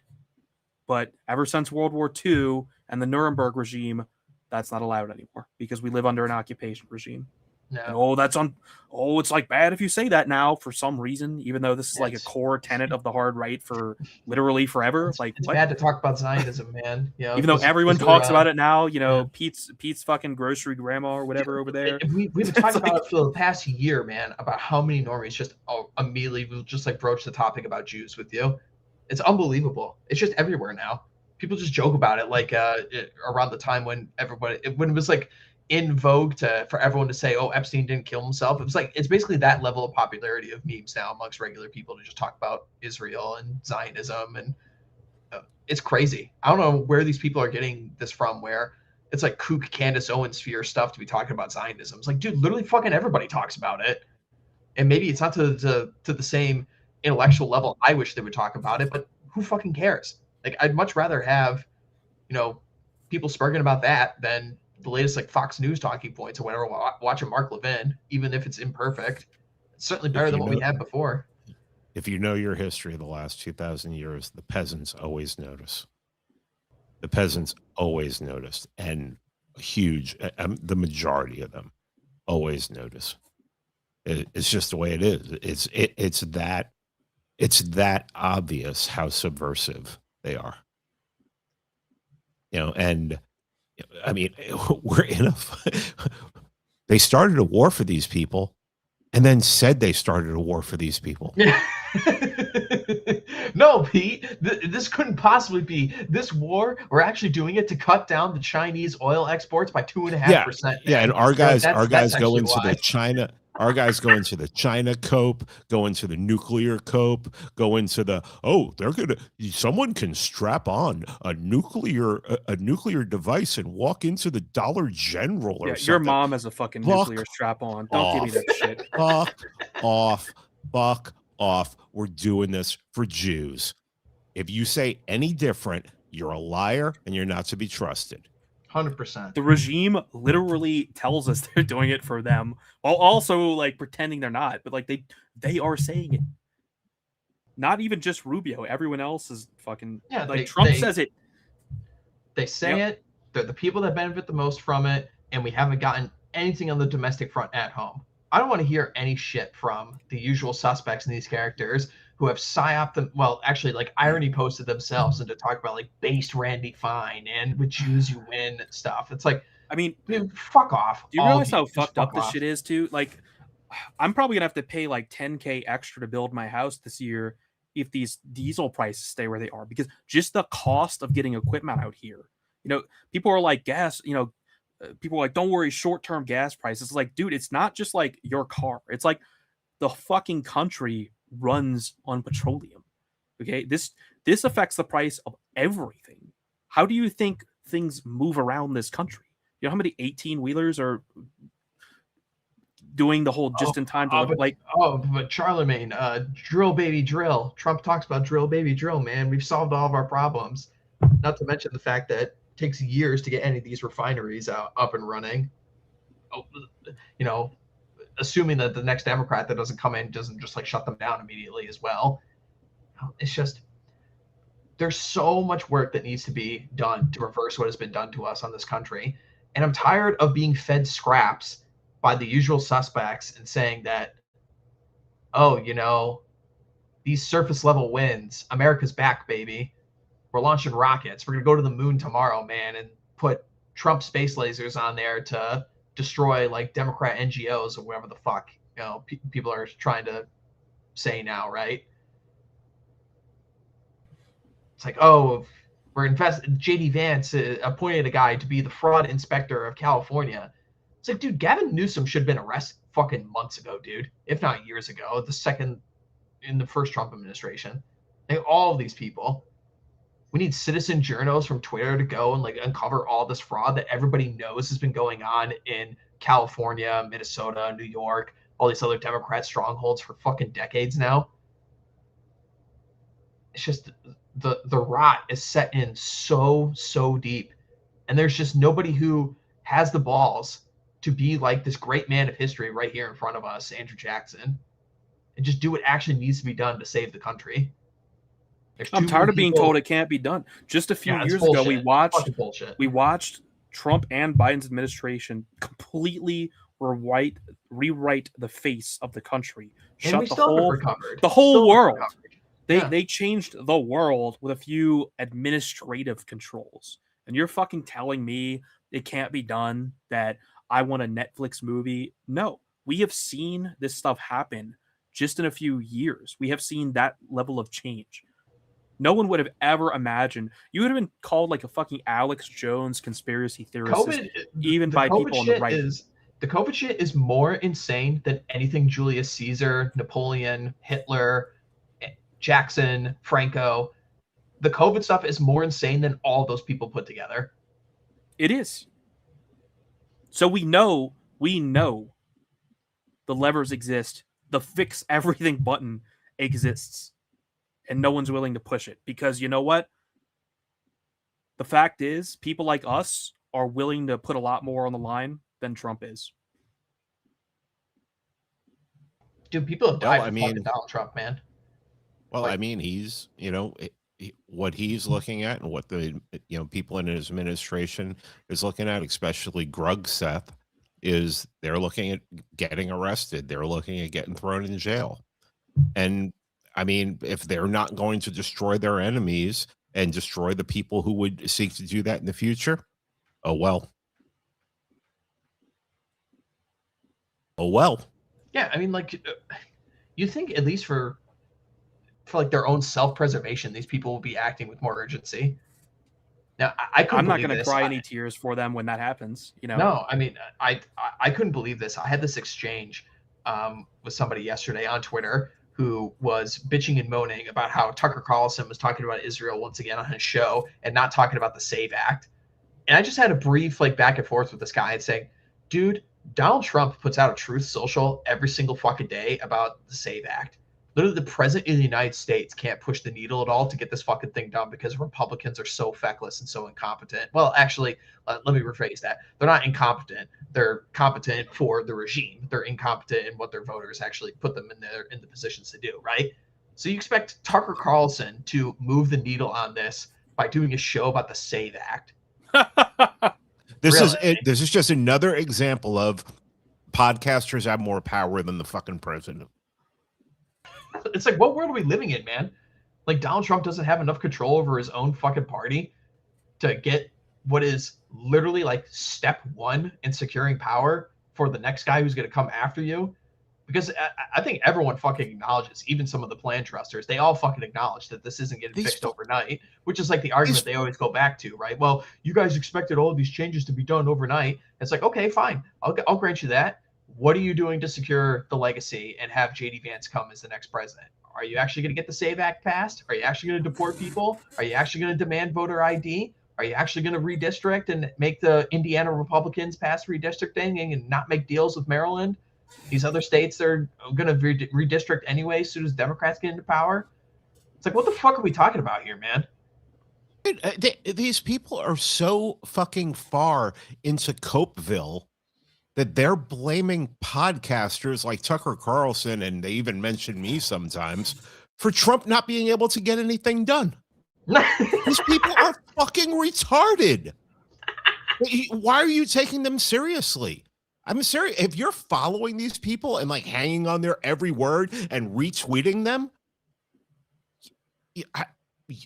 how are you not the enemy at this point? They have no idea what they're talking about. No. These people have suggested that podcasters should be thrown in, that the administration should come after us because they have such a fucking crush on Trump and want to suck his dick so hard that if we insult him, it's like we're insulting their wife. No, do you know what that actually looks like to me? That just looks like I want the state to go after my competitors so that I can make more money. That's exactly what it is. Wow. That's not the plan, right? I wrote about that in the article. That's not the fucking plan. If you're like calling for Trump to go after podcasters, that's your plan. That's not Trump's plan. If you're like trusting the plan, like what the hell? You can't just make up your own plan. But in any case, you mentioned Vance. It's like, even Vance, it's like, he's like a dismal, like B, C tier swap in for like Trump. It's like, I'm sorry, but Vance is not the successor we need. It might be the best we get. Yeah. It'd be better if it'd be better if someone could fucking come up with a better idea than that. But like let's be serious. It's like Vance, and no man can really. So I'm not trying to be unfair to him, but like Vance cannot replace Trump, and Vance is not independently wealthy like Trump was. At least he's not going to be able to do more than Trump. It's just not going to happen. It will not be allowed. Yeah. So, I mean, I hope let's get some Eric Prince in there. Yeah, really. I mean, that's the more of the kind of character we need. And cross the Potomac, you know what I'm saying? Like, yeah. So, I mean, I hope that after the midterms this year, and I also want to say on this as well, like, this is not an endorsement for like this retarded position where like, oh, everyone's got to go vote like for Democrats now and stuff like that. It's like, fuck off. Okay. We were talking about, the importance of in your state, and nobody wants their state to turn into California, Minnesota, have it run by like the people that are currently running Virginia. Like, none of us are saying that. Right. I mean, but just don't put all your fucking hopes in Washington D.C. at this point, guys. Like, go vote for your local politicians to make your lives easier. I understand it. Right. But people have got to get this plan trusting stuff out of their heads, man. And I hope the final nail in the coffin comes with the shellacking that's going to come in the midterms and with this birthright citizenship thing. Because it's like, if we get the ruling, which I suspect we're going to get, that's it. That's literally the end of the country. It's over. That is a green light for the next Democrat to come in to naturalize 8 billion people on the planet to become voters in the United States. And then like that's literally it, dude. It's either gay race communism or Julius Caesar. Those are your two picks. That's it. The political solutions are literally over at that point. There's nothing more to be done. And unfortunately, at best, 2 of the 9 Supreme Court justices understand that. At best. And the results are going to speak for themselves pretty soon here. I think perhaps in another country, Rupert Lowe understands that. He reminds me a lot of Trump from 10 years ago. That's what we need. We don't need to see, but the stock market's at 50,000 ding dong points or whatever. Fucking Rupert Lowe is campaigning on hardship and duty. And you know what? People are receptive to that. That is what people need to hear. They don't need to hear like Trump is awesome. we must be super loyal to him forever, trust everything he does. Like, no, the American people need that message. People thirst for duty and the opportunity to do the work to save their country. Especially young men. Exactly. Especially young men. Exactly. And Rupert Lowe understands this. I want a politician like that. You know, he used to be named Donald Trump in 2015, 2016. That's not who Trump is anymore. He just isn't. We have to accept that. Because now we have a comparison, right? Now you can say, okay, here's Rupert Lowe, here's Donald Trump. Rupert Lowe is just straight up telling it like it is. Donald Trump is not. And Rupert Lowe, obviously, he's not in the same position as Trump, but he does podcasts with like the Lotus Eaters. He's engaged with his core support base, like the hard right support base. Our administration is not doing that. Yeah, our administration is engaging with Miriam Adelson and Mark Levin. So it's just like now we have another politician in the English speaking world, you know, as opposed to the American speaking world, showing us how it's done. He's showing up Trump. I mean, we literally have a president that everybody is relying upon this. Oh, he's going to save us from the left. And the guy glazes Mark Levin every chance he gets. Mark Levin is not a serious person. Mark Levin wants us in jail. Mark Levin was never Trump. All of these people who are like, you know, backing Trump now, who all of these plan trusters are unironically sided with now, were never Trumpers. The only reason they're pro-Trump now is because Trump is fighting a war for Israel. Yeah, I wonder if they see something other people don't. Like, why do they love Trump now? Maybe that might make us reevaluate our positions on Trump, you know?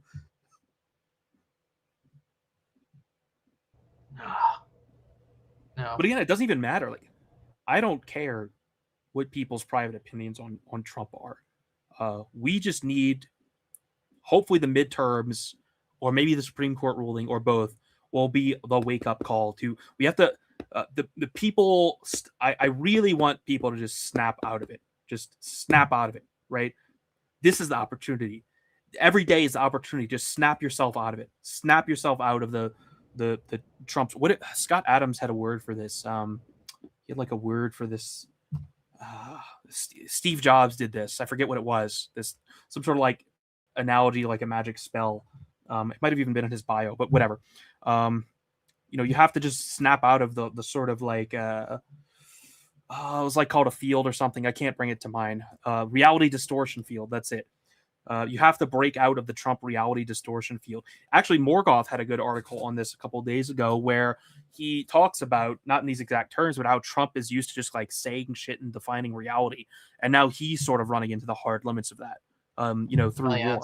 It's like how many times we declared that we've defeated the Iranian regime and the war is over and we've taken a victory lap. I mean, fuck it, forget about the 3-day rule, man. Like, it needs to be like the 10-day rule at this point. You know, it's just like the amount of lies that are coming out of everybody's mouth as it relates to this war.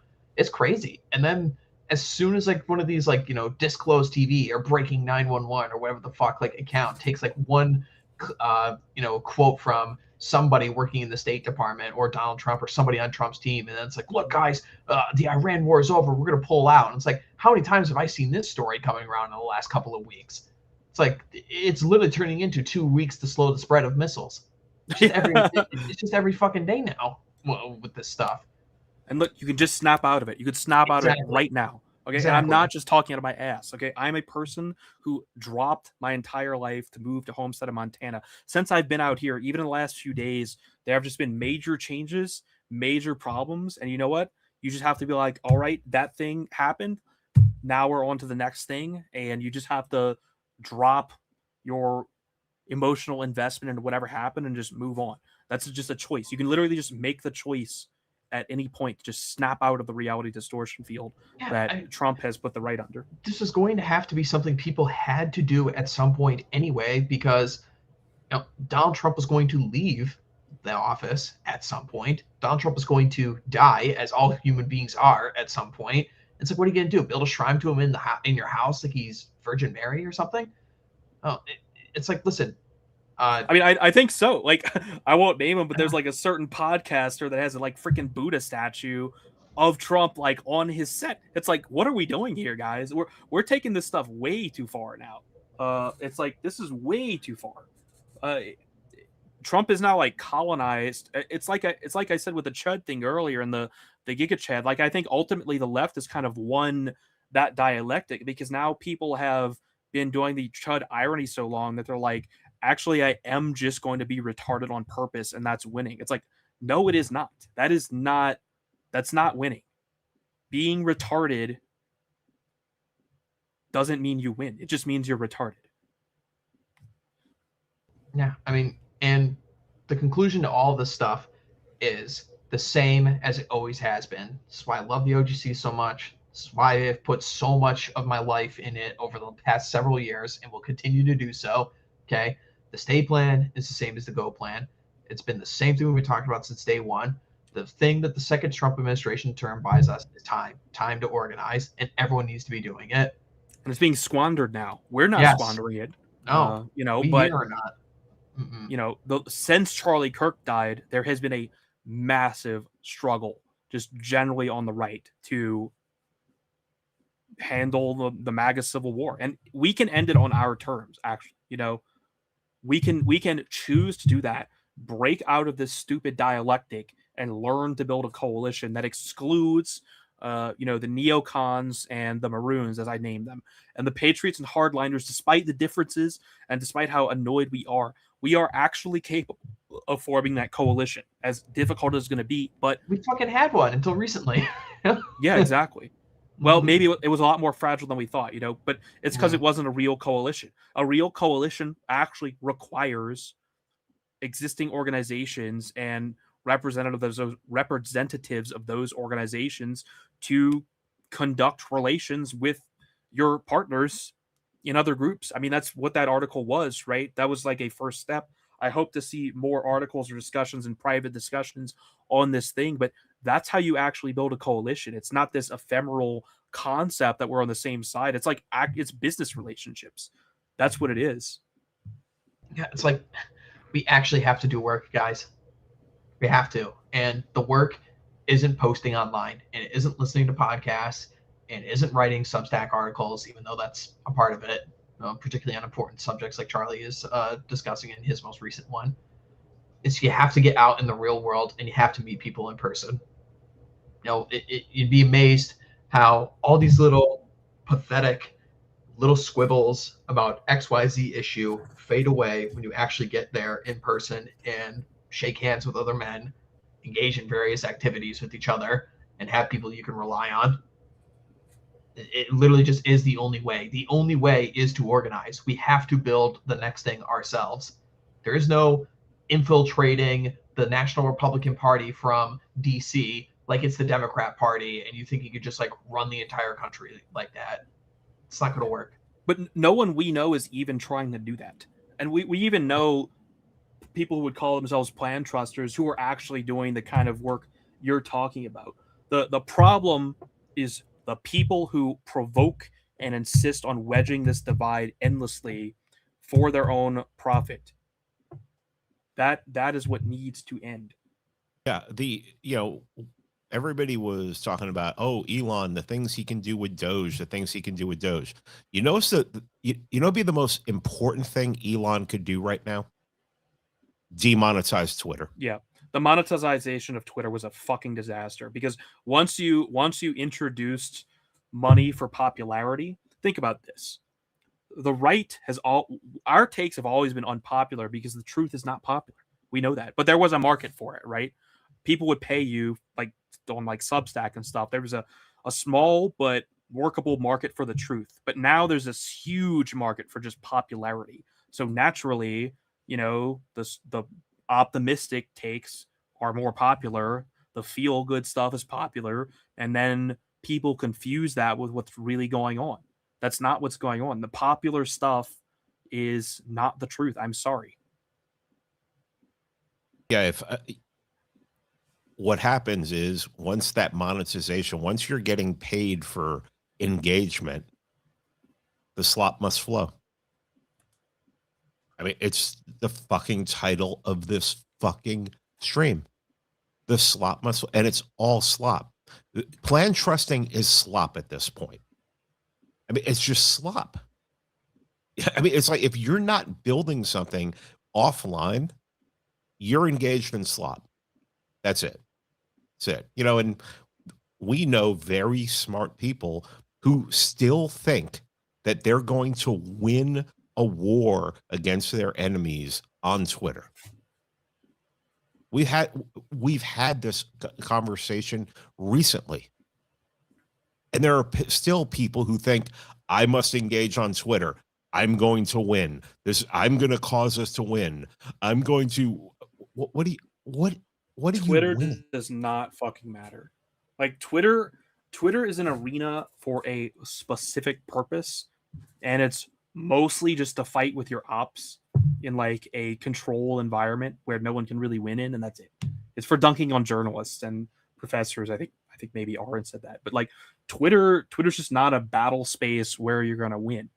You know, there was a time more than a year ago where it seemed like the discourse there was actually at least a tiny needle mover, but it doesn't exist anymore. Twitter is now just a big circle jerk.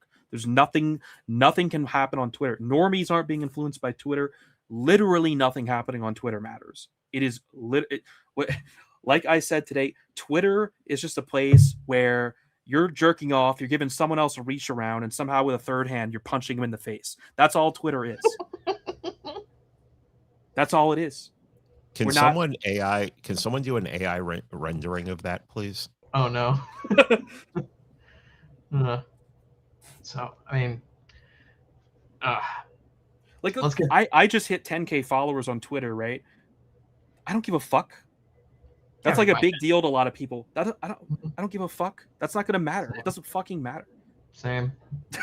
Like, I literally don't care because I know it's pointless and worthless. Yeah, it was certainly way, way, way more important in a time when certain people were being exposed to our ideas in a way that never were before for a specific audience. But this idea that, you know, the administration is listening to what people are saying on Twitter, it's like I haven't seen any evidence for that since Charlie Kirk's death. Look, man. Chiefly evidenced by the fact that we're literally at war with Iran right now, which literally everybody on Twitter, up until the day of they started dropping bombs on it, was openly against. Look, man, if as many normies as we see are noticing, go build something with them. Go build something with them. Show them the path forward. Show them how your noticing can benefit you. Choose to do business with who you want to do business with, and avoid certain people. The time is now. Okay, I mean, literally. You know what you're not going to build with? You're not going to go up to these normies and talk about trusting the plan. Like, you think that's going to fucking like get people like building something with you? Sorry, Pete. Well, yeah, I mean, trust what plan? I mean, these people, normies are noticing, and you're going to be like, well, oh no, we just need to get behind Trump because, you know, the Iran war and everything. It's like, they know it's a war for Jews. Yeah, fucking everybody does. it's amazing. It's like normies are saying things that like all of us wouldn't even dream that they were capable of. It's crazy. A random person that I've known, you know, I've interacted with for like 2.5 years now, telling me about what Israel does to Palestinian prisoners. Oh, well, he loves Muslims, Pete. You know. Yeah, it's brown coded. You're that person's just a third worldist now.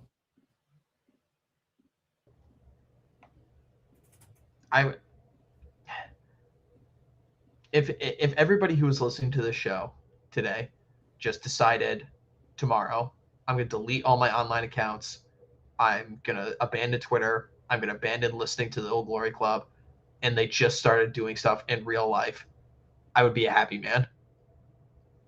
No. Amen. You don't need There's a lot of people that don't need us. Go fucking build. Go build. Yeah. Like, and literally, it could be anything. It could be anything. It could be a business that employs our guys. It could be a business that teaches skills for our dudes. It could just be somebody to have a meetup where guys have beers and they talk amongst themselves about the issues that they're having with their wives or some shit like that, in their own hometowns. Some guy who could come over to your house and move a tree in your yard or some shit. It just has to be stuff that's actually real in the real world that we can touch. Building something parallel, building businesses, getting people involved with each other, going to a church.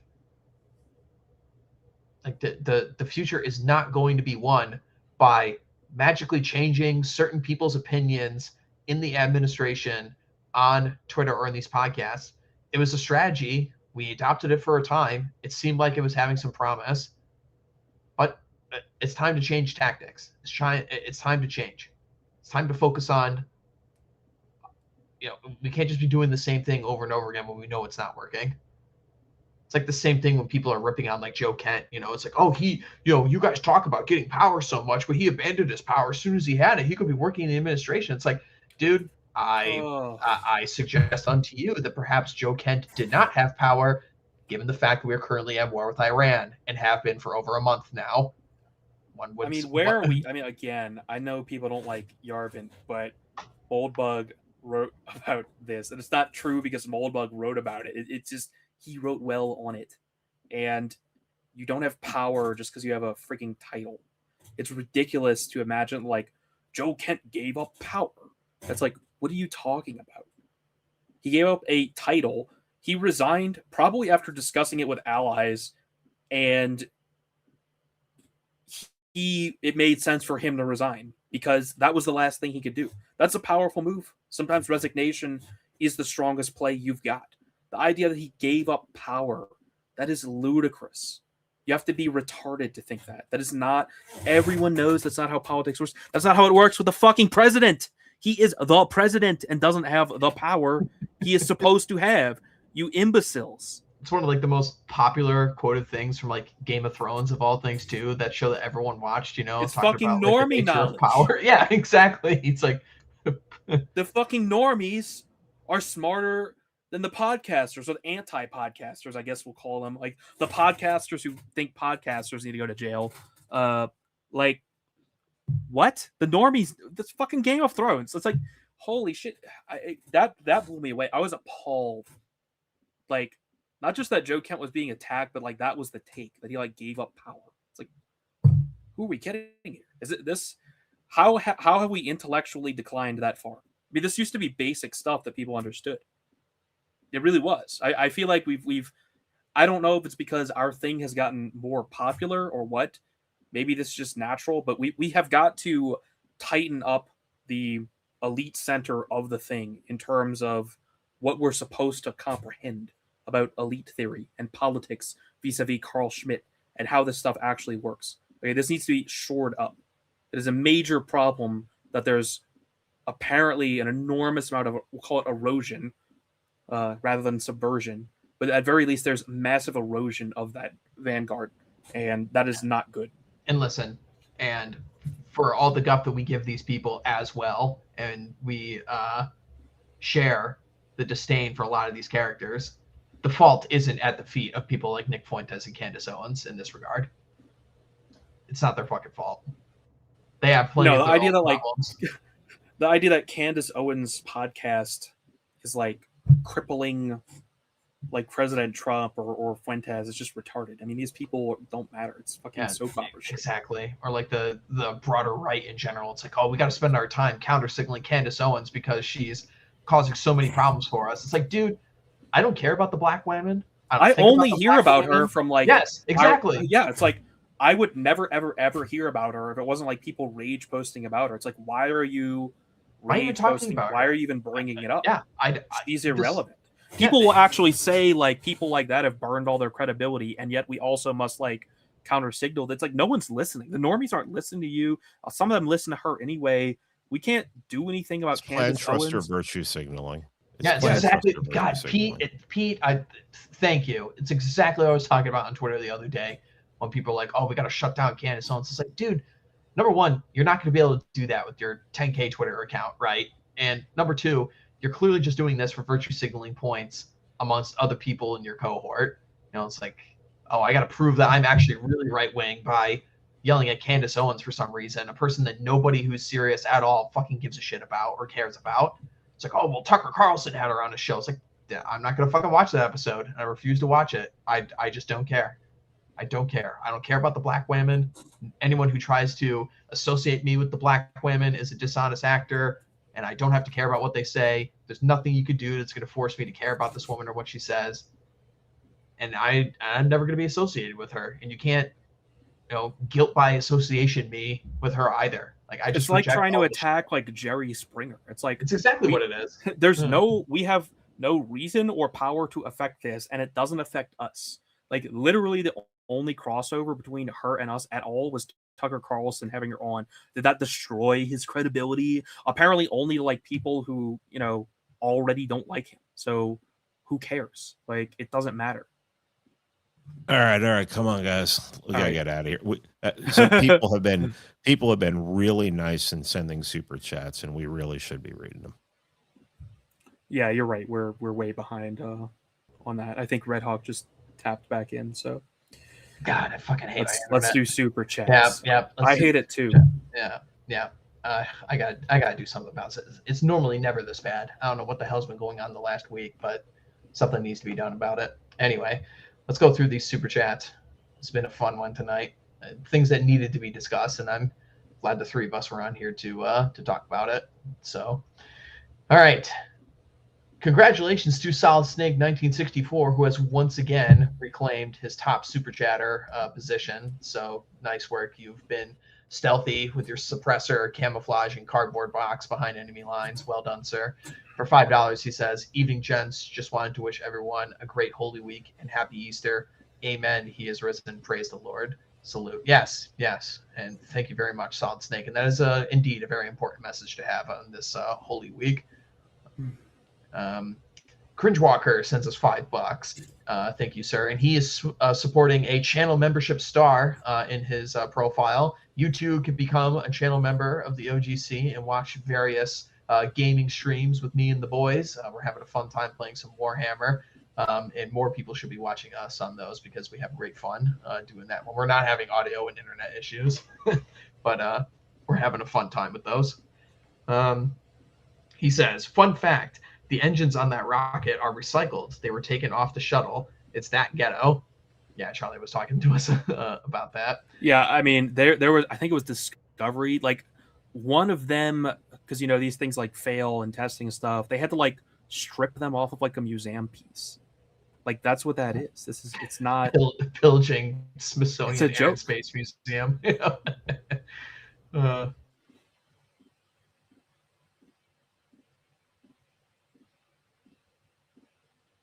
He did it again, didn't he? Oh, he did. Oh my God. Well, That's Charlie, so- when it comes to the Rockets, why are you trying to destroy my vibes, man? It's the vibes. People need a win.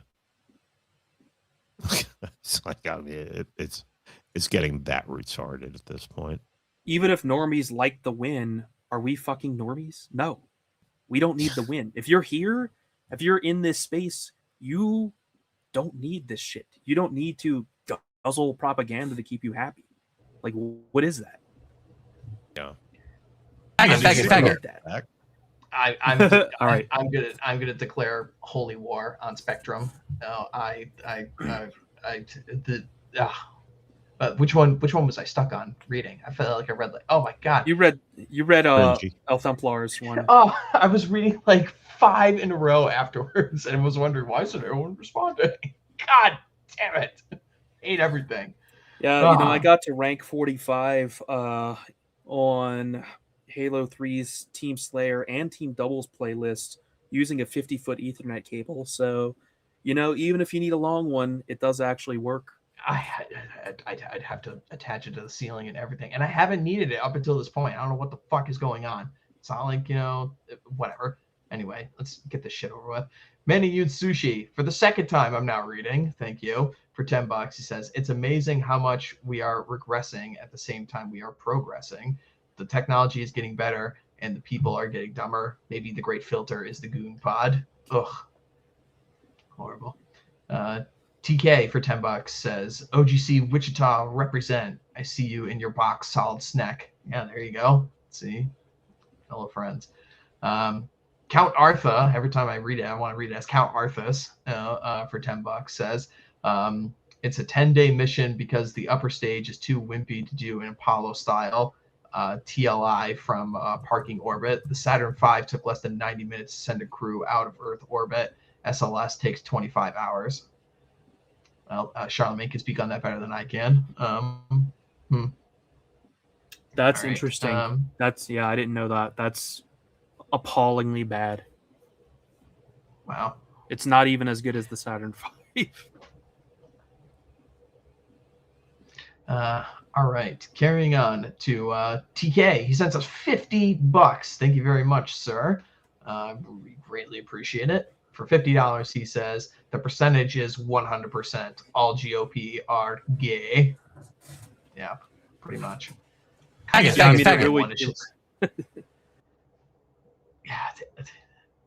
That Lindsey Graham one in particular is just, I mean, I was listening earlier today with Jay Burton and Thomas talk about Jimmy Savile, and it's like, fucking hell, like that. Oh Lindsey yeah, Graham, I wanted to watch that episode. There's only one way to listen to those.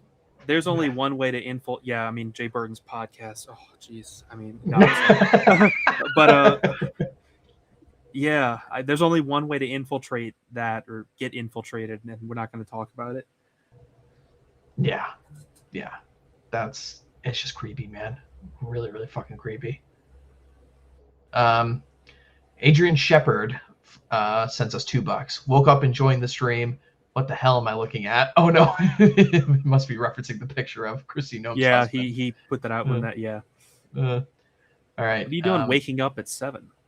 Maybe he get it out of here. Maybe it was like shift work or something. Yeah, it could be. Sometimes you need a nap, man. Who knows? Pete Budapest sends us $10. Develop this out a bit. Are GOP careerist types the court eunuch, or is there something more going on? I feel like if they were, they just endear themselves to the Dems. I mean, one of the points I've brought. What is a massive fucking faggot? I mean, the point I've made multiple times on this show and beyond, right, is that, okay, if I was a Democrat, right, I would want to hold the millstone of Dennis Hastert around the neck of every single Republican for all of eternity. And yet this name is never spoken of by literally anybody. And that should tell you everything you need to know right there. Yeah, everyone's fucking kids. Yeah. Yeah. Pretty much. They're all. Yeah.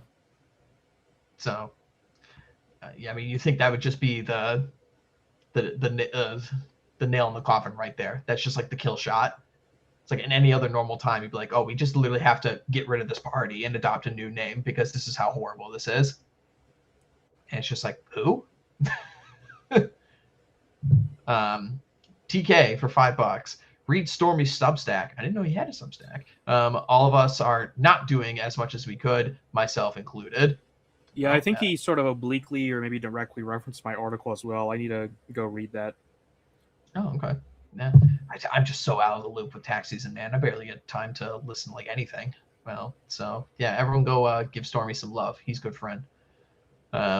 Bolero 393 for $5. I thought Lindsey Graham's version of Disneyland would look more like a high school boys' locker room. That's too old for him, man. You know. Oh, God. Ugh. I also too thought he was in The Boys. I don't know what he was doing, carrying around like the bubble wand band, a bunch of little girl slippers there. Like that's what the fuck, man. It's like why the slippers? He doesn't even have any family. Ugh. Horrible. It's like just trying to get in the headspace of one of these people.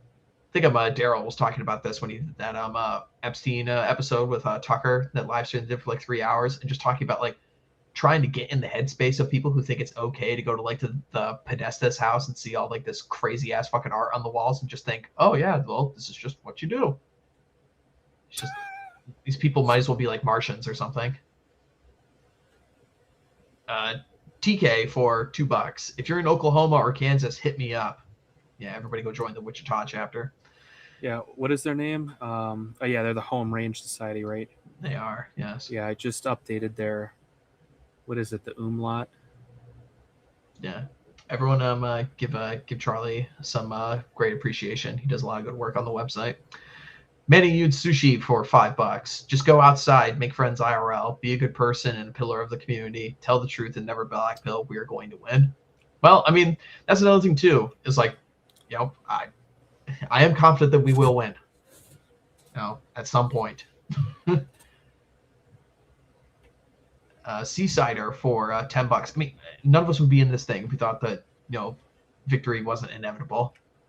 You know, if we were just going to lose and we thought it was also over, none of us would be here. You know, I would go fuck off to Africa and become a professional hunter. You know, I know a guy who runs a PH school in Tanzania.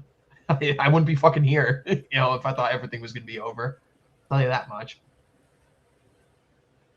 Seasider for $10 sends us a couple of emojis which are blending into the background. I think it's a star and a moon and stuff and a salute. Yeah, I think that's what that is. All right. Well, thank you, Real Seasider, for sending us the $10. Yes, you are a real American. $5 from Bolero393 says Bondi was released the day before she was scheduled to pardon Barabbas. Oh, wow. Damn. That's funny. Count Arthas for another $10. The right won in 1936 because the full-time military and the church took their side, the institutions that currently have the strongest taboos against being too political.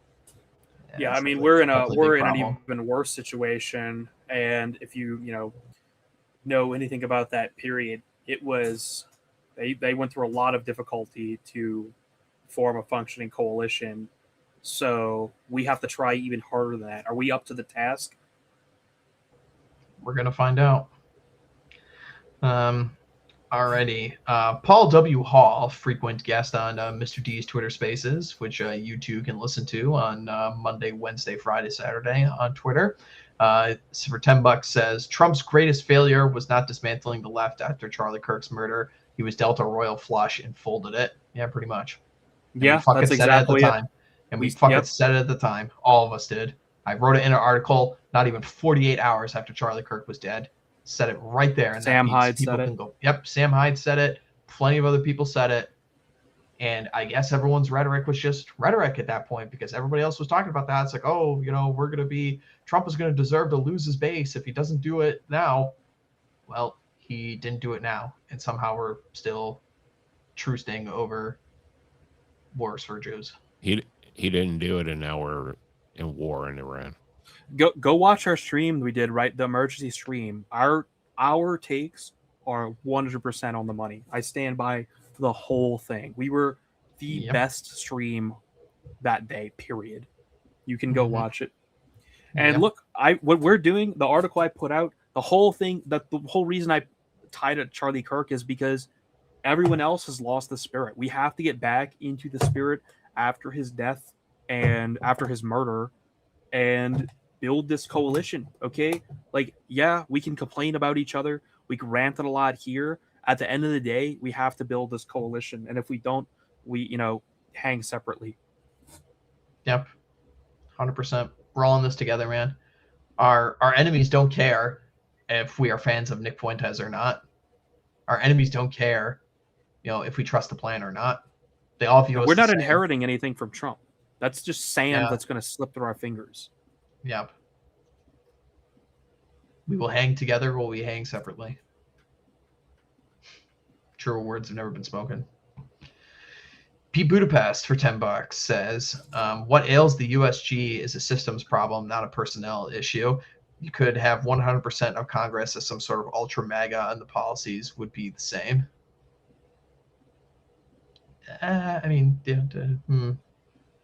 Some truth to that.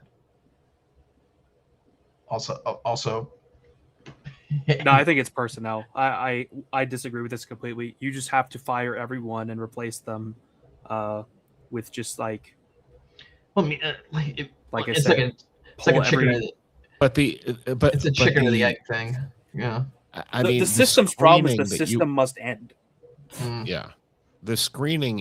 If it's a personnel issue, the screening you're going to have to do on your personnel is going to have to be, I mean, like crawling up their ass with a fine-tooth comb, because we have so many subversives that seem like they're loyal right now, and they're just not. Mm-hmm. It's okay, guys. We got Ben Shapiro on our side now about the Iran war. I have full confidence. Unbelievable. People should know better, man. Cringe Rocker for $10 says, when I wrote about the Oath of Mars years ago, where the Gallic youth tried to fire everyone in Roman bureaucracy but failed, I had no idea history would repeat itself so thoroughly and tragically. And Cringe Rocker's got a lot of good takes. Whatever happened to your memes about, the 15th day of the special operation? Those are great, man. I think I remember that. So long, but I think I remember that. Can't remember if it was an article or just a really long Twitter post, which I guess is the same thing. Maybe he can necro that because it was actually remarkably similar to our current circumstances. Yeah, Crunchy's a pretty smart guy. People don't give him enough credit. Be Budapest for $5. Sorry, friends. The real story of the week was that video of Rabbi Shmuley running to the cops on the street of New York City over the weekend. I have no idea. I didn't even see nothing. that. Yep, I know nothing about him. Some guy just walked up with a camera and started asking him questions, and he ran to the cops and said, "This guy's an anti-Semite and he wants to kill me." Every single time. I've seen like multiple instances where they will like. I've seen a video where one of them like pretended to be assaulted near cops. Like they will just stage hate crimes against them. It's remarkable. Some 25-year-old. They're noticing.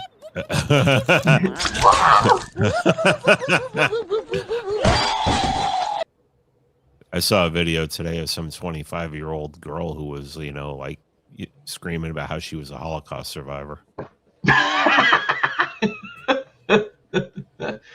Oh man, it's like Normie saw all of that, man. The Talmuds and tunnels, man, and you think like it's some weird far right, crazy ass conspiracy theory that only lunatics talk about, like Zionism and stuff. Now, get the fuck out of here. Get real, man. No, the thing is, if it's unlikely, but if the peasants do pogrom and they notice you providing cover for these people, that's going to be really bad for you. So maybe you might want to not do that.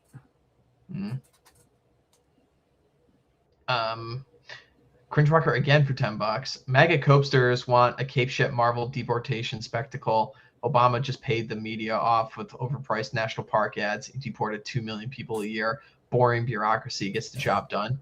Well, I mean, the one thing I will push back on is like this stuff about, Obama deportations and stuff. It's like, okay, they changed the definition of what deportation was, So, I mean, like the actual deportations, whether by financing or physically deporting, have been some of the best we've ever seen, but it's still wildly insufficient to actually tackle what the real problem.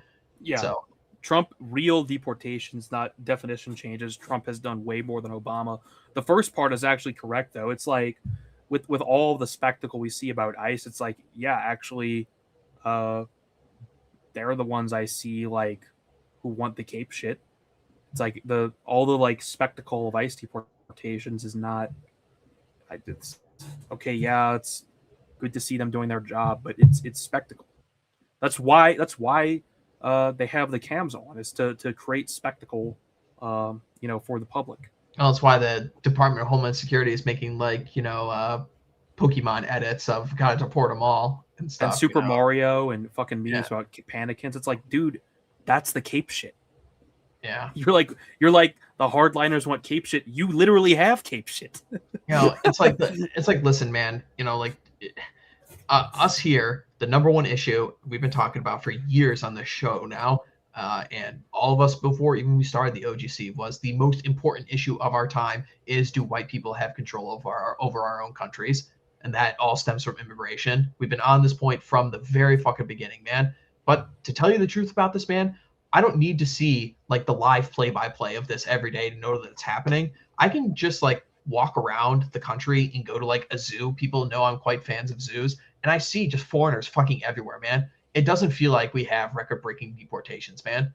Like quibbling over these numbers, like just anecdotally, I walk around, I see it in my tax office. There's way too many fucking foreigners in this country.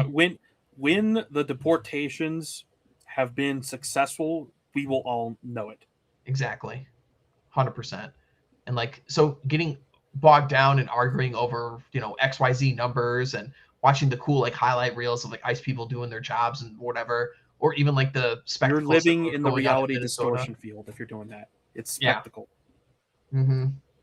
Yeah. It's like we just see it, man. We see it everywhere. Everyone sees it in their jobs. Everyone sees the outsourcing going on in all of our companies and all that everyone's working for. People see it on the roads. They see it in the amusement parks. They see it at the zoos. You just see it everywhere. It's just every single place I go to. In the grocery store, it's foreigners. Everywhere, man.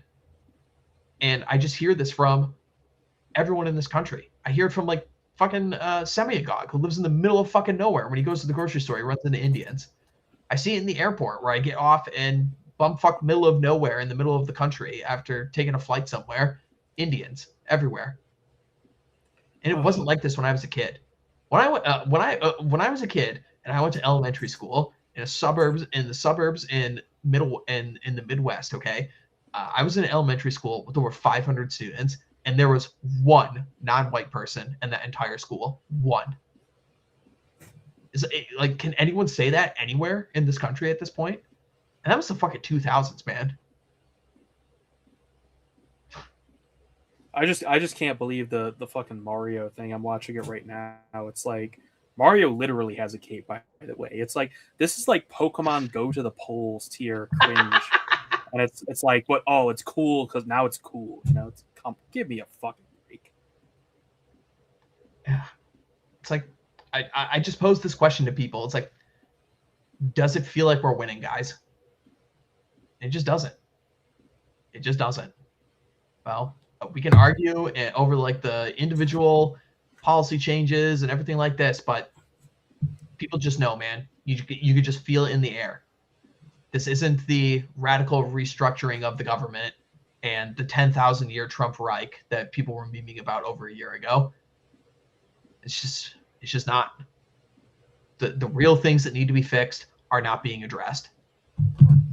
And all the spectacle and the fireworks and the explosions and the helicopters in front of Kid Rock's house are not going to fix it.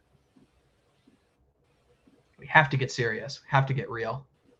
We have to understand what is coming down the road here for us, or we're all going to be fucked. Judge Lot for $25 says, Charlie's rant fueled my soul. I haven't added it to my workout play. I have added it to my workout playlist. Cheers, gents. Well, thank you, sir. We appreciate That's what we need. That's what we need. Yes. Count Arthas for $10. No one who watched the Ukraine war should be surprised at at how mendacious the war reporting is. This is what war is like now, and probably always is until the history books were written. Yeah, I mean, Iran's even worse. I mean, it's. I guess I don't know. It's hard to say, but yeah, it's a good analogy. X-Runner 55 for $5 says Mike Shelby knows how to organize. Reach out to him. He has knocked out boomer cons at the local level. Be the change you want to see. Yep, Mike Shelby's good. Good dude. Everyone should go watch our Jeff Younger episode. We did a month or two ago. Another really sharp guy who knows what he's doing. Hawk Daddy for $20. Happy Easter. I pray things get better. However, I'm not holding my breath death on it. Love the stream. Take care, and may God be with you in your endeavors. Well, thank you, sir. And yes, everyone go to church on Sunday. Everyone pray for our country. Pray for our people. Oh, pray for your eternal soul and thank the Lord. Our favorite woman, Dawn Browning, and it has nothing to do with the fact that she just gave us $50 super sticker. Thank you, Miss Browning. We greatly appreciate you. And she, too, has been handing out channel memberships to people who want to watch our gaming stuff. She sent us $50 super sticker with a little corgi bouncing up and down and with fireworks going off. So thank you, Dawn Browning, the one woman who listens to this show. Thank you. And then Ski Bum 220, another frequent super chatter, for $25 says, "Happy Holy Thursday and Happy Easter to all Christians. Just got home from Mass. Hope everyone has a great time with their families this Sunday." Yes, good message. Real Americans. Yes, and you, sir, are a real American. Chief 14 Words for $3 says, "In communication with my local OGC chapter, hope to be joining soon. Hail Pete, Charlemagne, and RedHawk." Well, thank you, sir. Real Americans. And finally, we got Son of Haster from up in the new Ivy League. Thank you very much, sir. He sends us $5 and a salute. And you, sir, are a real American. Real Americans. Alrighty. I do like how we have Patton on the soundboard. It's a good one. All right, fellas. What do we have to promote? Pete, where can people find more of your stuff, seeing as that you've been eating it off of YouTube? Oh, yeah. Well, I mean, podcatchers, Rumble, Odyssey. That's where you can find 200 Years Together now. Go over 200 Years Together has not stopped. It's on Rumble and Odyssey now. On the podcast, I just dropped an episode with Daryl Cooper and John Fieldhouse, Dr. Fieldhouse, who has appeared on Pony Express Radio before, talking about Thomas Kuhn and the concept of the paradigm shift. And we apply it not only to science as he did, but to politics, to culture, and everything. And people are saying they really enjoy it, enjoy the episode. So go check it out. Awesome. Definitely give that a listen. And Mr. Charlemagne, what do you have to promote, sir? Well, my article on the Old Glory Club Substack, which I think is probably almost 2 weeks old by now, and the stream I did recently with Aaron McIntyre on his channel. I'm sure you know where to find it. Discussing it. This is really important stuff. Coming from, obviously, we're on the hardliner position of that article. As that super chatter said earlier, this is not blackpilling. This energy actually helps people. So if it's not your energy, go watch something else. But the hardliner take's important.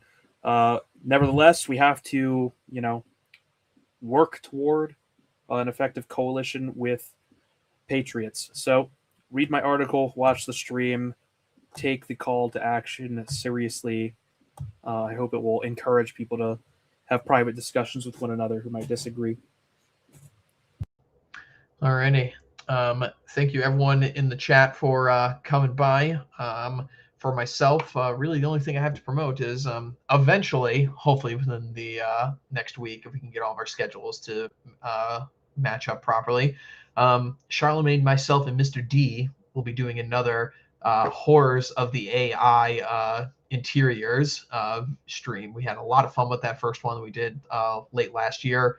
Going to try and do another one within the next week or so. So everyone go over to Mr. John D's YouTube channel, and hopefully we can get that spun up in the next week or so. Other than that, be sure to check out American Spirits and Chapter House and the OGC Substack and all the great stuff that we are doing. And we will see you guys next week. Did you get Dawn Browning's super sticker? We did. Okay, good. For $50? Oh, yes. Okay. That's really important. It is. It is. She's one of our strongest soldiers. Thank you, Miss Browning. All right. Good night, everybody. We'll see you next week.